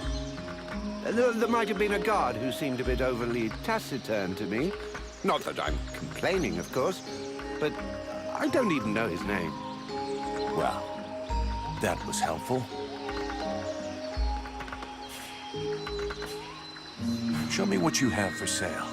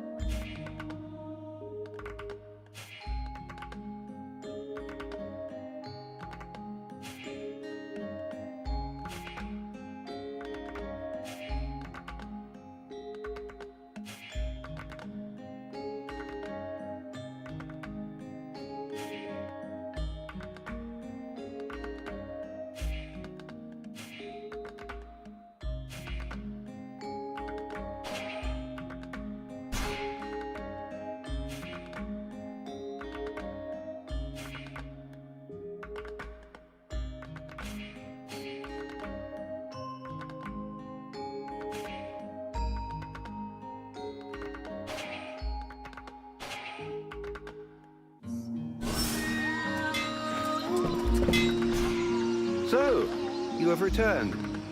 What is your desire? Show me what you have for sale.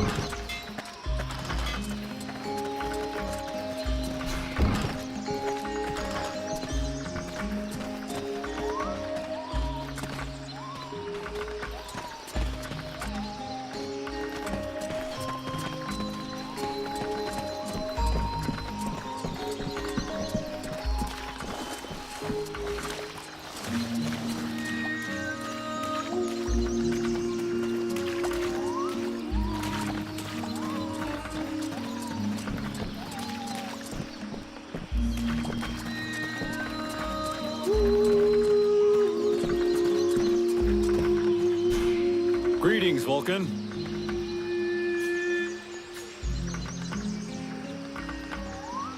I spoke too soon. I still need some things. I'd like to ask you a few things. So, feeling better since you got your forge back? Much better. I don't need to beg people anymore to make enough to eat. I'm back to work, and it's doing wonders for me. Even the steward is taking an interest in me. He came by to see me earlier and seemed pretty glad to have a second smith in the village. I have to say, the other's an I mean, he's difficult, so... Let me see what you've made this time.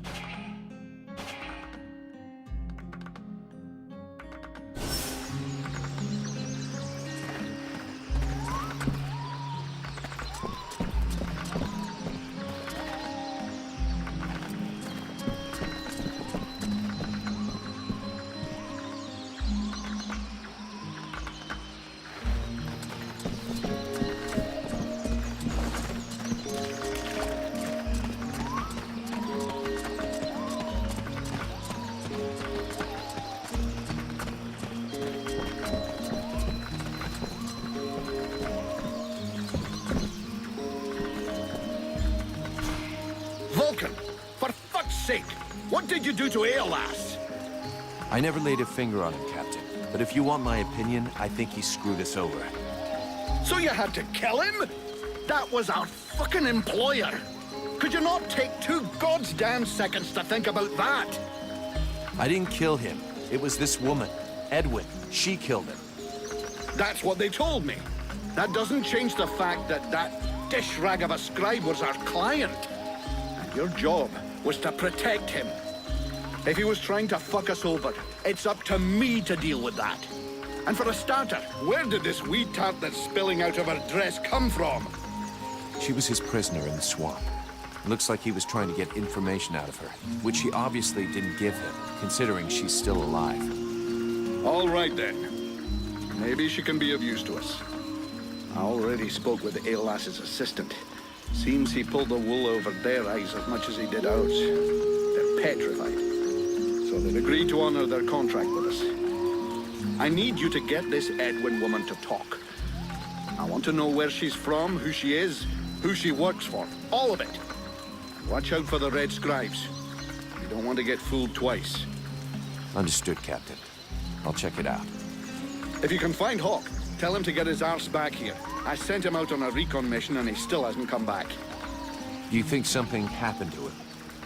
Well, there aren't any decent whorehouses around here, so yes, something may well have happened to him. I'll find him, sir.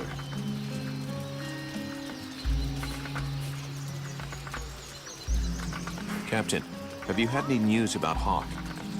Are you trying to be funny? I sent you to find him.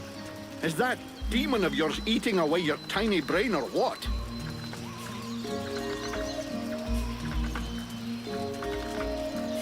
Captain, I wanted to ask...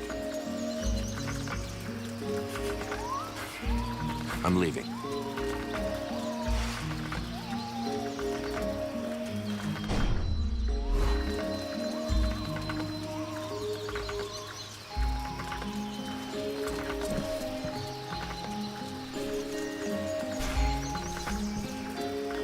Have you decided what you're going to do with me? I'm working on it. Meanwhile, I remain a prisoner. You are free to do what you want as long as you stay in the village or with me. But if you cross the line, I'm the one who will straighten you out. So one false move and I blow you up. It's painful. Are we clear? Yes, very clear. And perfect timing as well. It just so happens that I have absolutely no intention of disturbing this delicious village in any way. A place whose tragic end now seems ordained, and over whose corpse the red scribes and freeborn blades will scrabble in the bleeding mud. A spectacle which promises to be unique, and one I wouldn't dream of missing for the world. Well, enjoy the show. But if I ever need your help, I want to be able to count on it.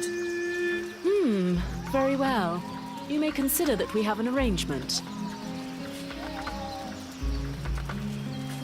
I would like to ask you a few questions. Aeolas called you a sorceress. Well, are you one? A sorceress? Only a rube or an imbecile would call someone a sorceress. If Aeolas had even a minimum of intelligence and discernment, he would have chosen another term. I do a bit of magic, it's true, but that makes me a magician. Nonetheless, my abilities could never rival those of a lord of the frozen shadows, even if I am far more powerful than any red scribe will ever be. So this demon inside me, what is it? I can't say for sure. I've only rarely ever seen something so interesting. But all the same, I am certain of one thing. Your host is directly linked to the World Heart. To the World Heart? It's a simple question of logic.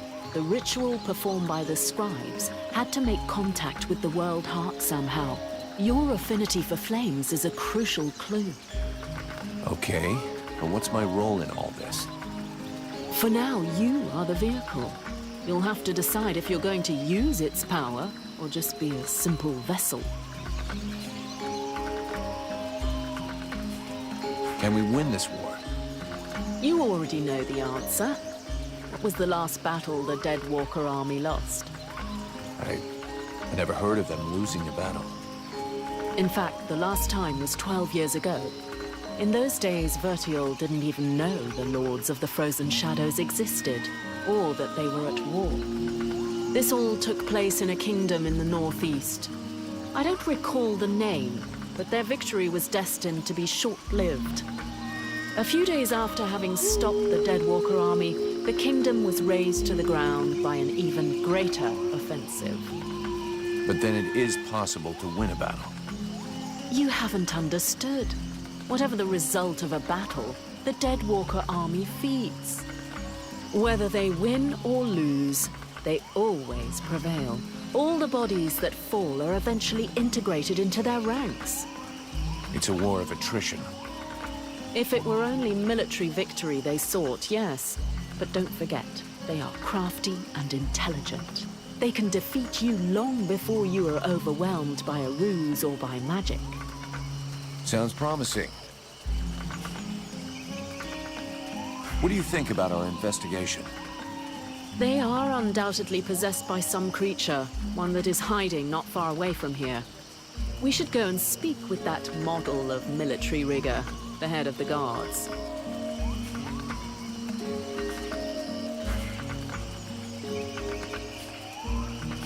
Thanks.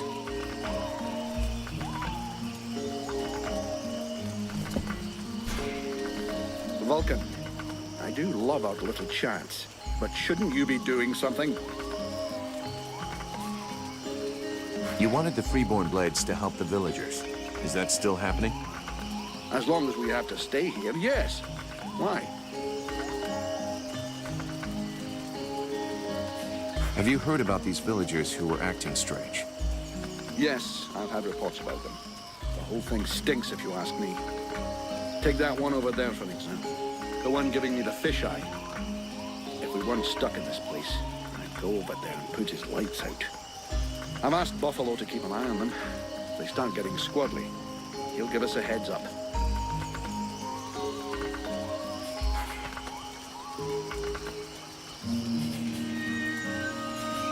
I'm leaving.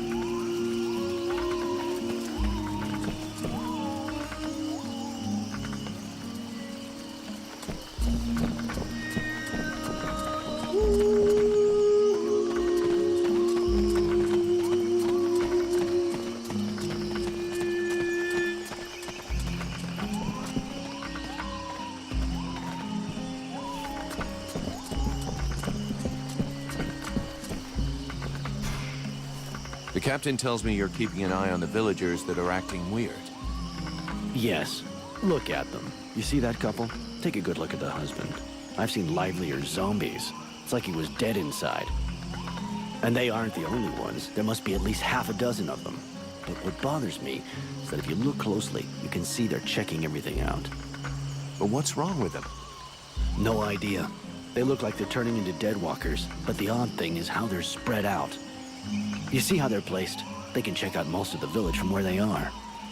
I'm almost certain they're scouting the place out for someone. Since you seem interested, you should go and talk to them. Look, I've marked out their positions on the map. I have a few questions for you. See you later.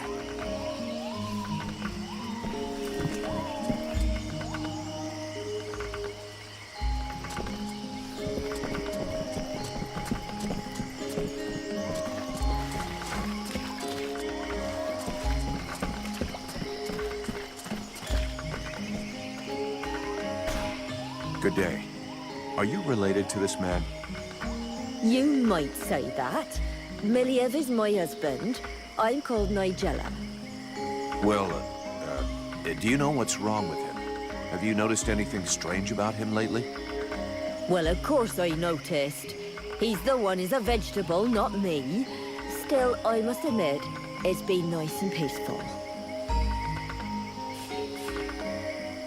How long ago did he change? About 3 days ago. He went out hunting in the swamps, but when he come back empty-handed, he had that far-away look in his eyes.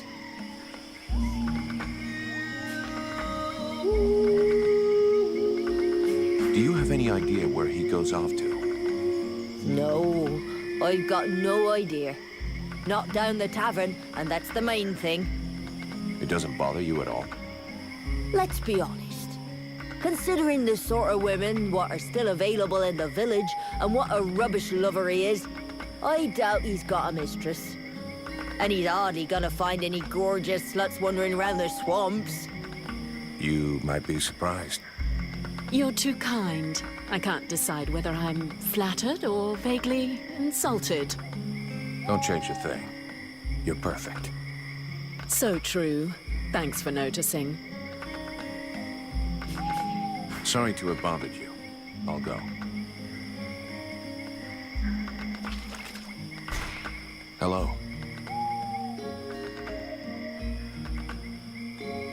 You all right? Do you understand what I'm saying?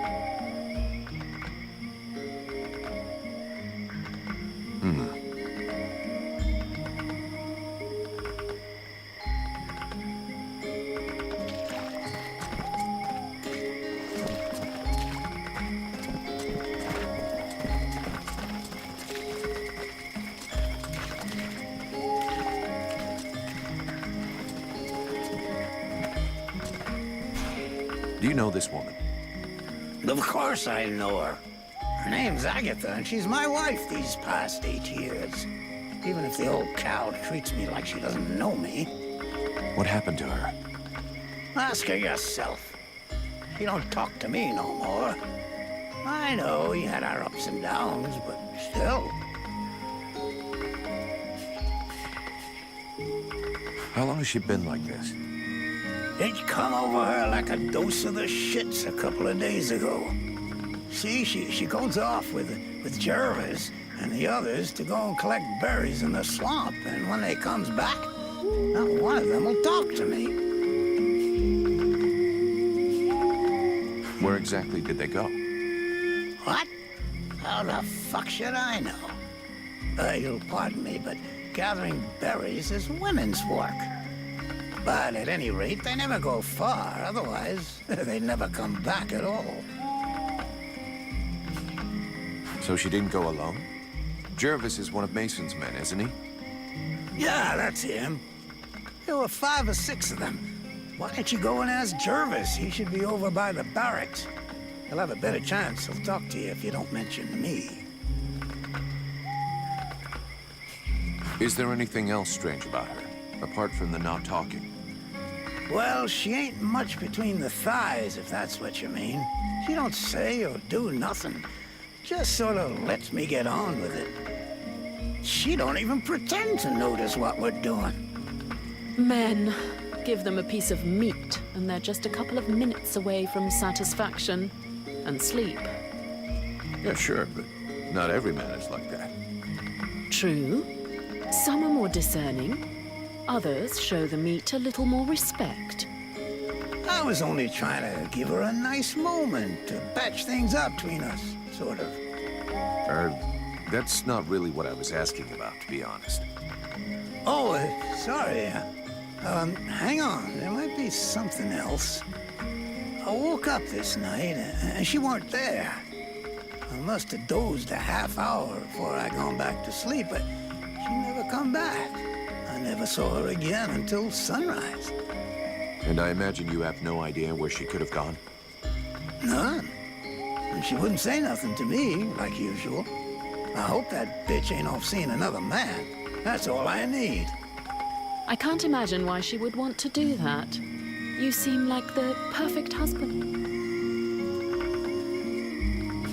I'll be leaving now.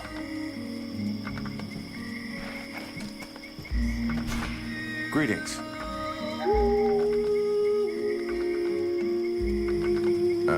So how is everything going for you?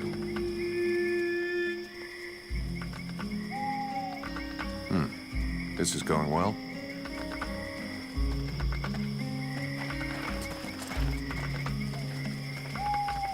I think we'd better go back and talk to that drunken sot who pretends to be chief of the guard. We need to find out where that expedition is going.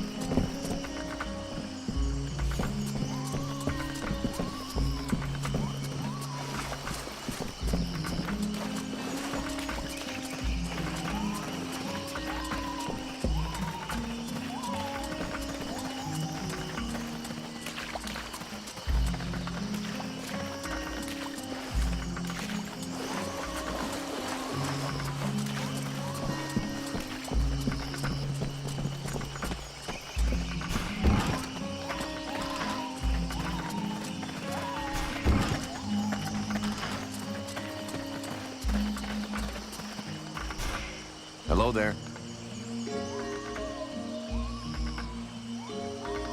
You don't like being distracted. I can see that. Obviously.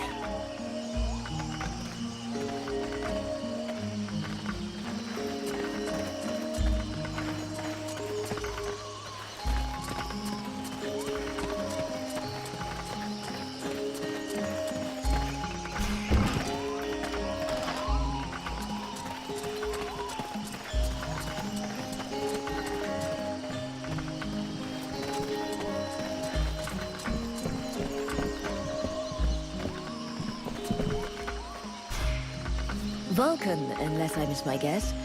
What brings you here?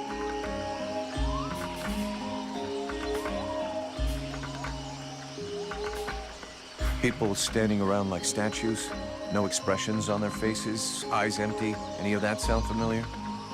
Of course it does. May I remind you that my assistant suffers from these exact symptoms. It resembles trauma, but so far I have been unable to bring him out of it.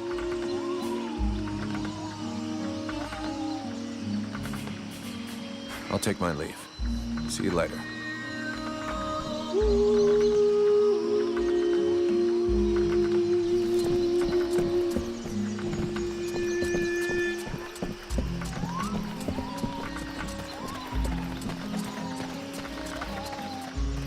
Look at this.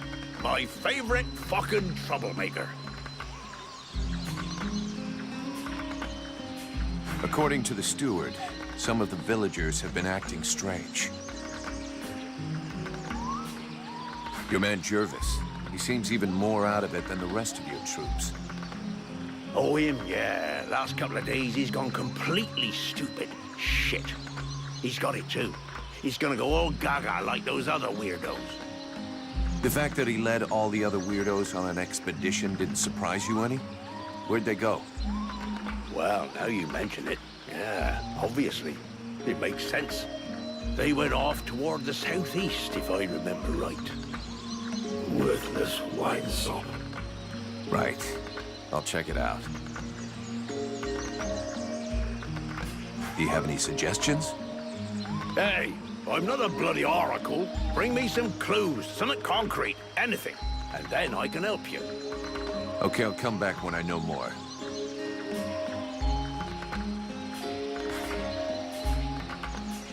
About those villagers who've been acting weird. I'm going.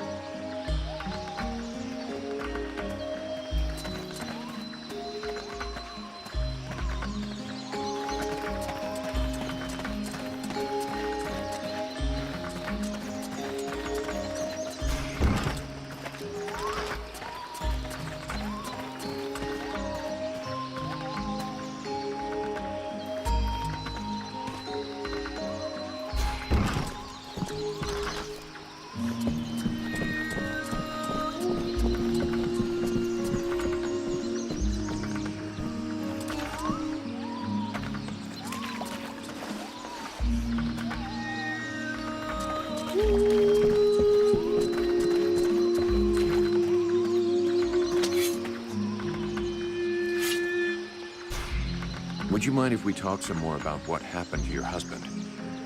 Well, there's not much more I can tell you. In what way peaceful? Is he normally an active guy? Active? You must be joking.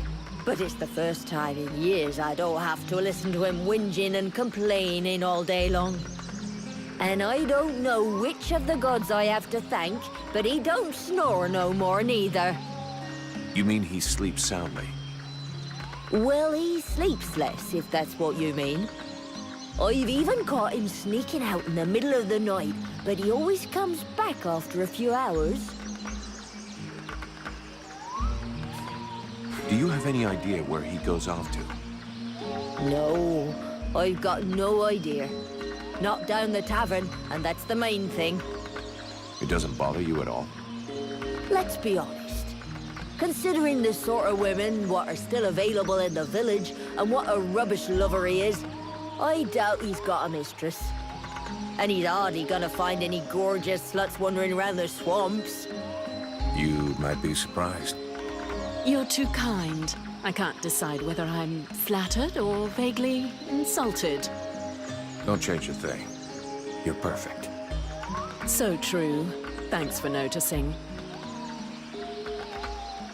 Sorry to have bothered you. I'll go.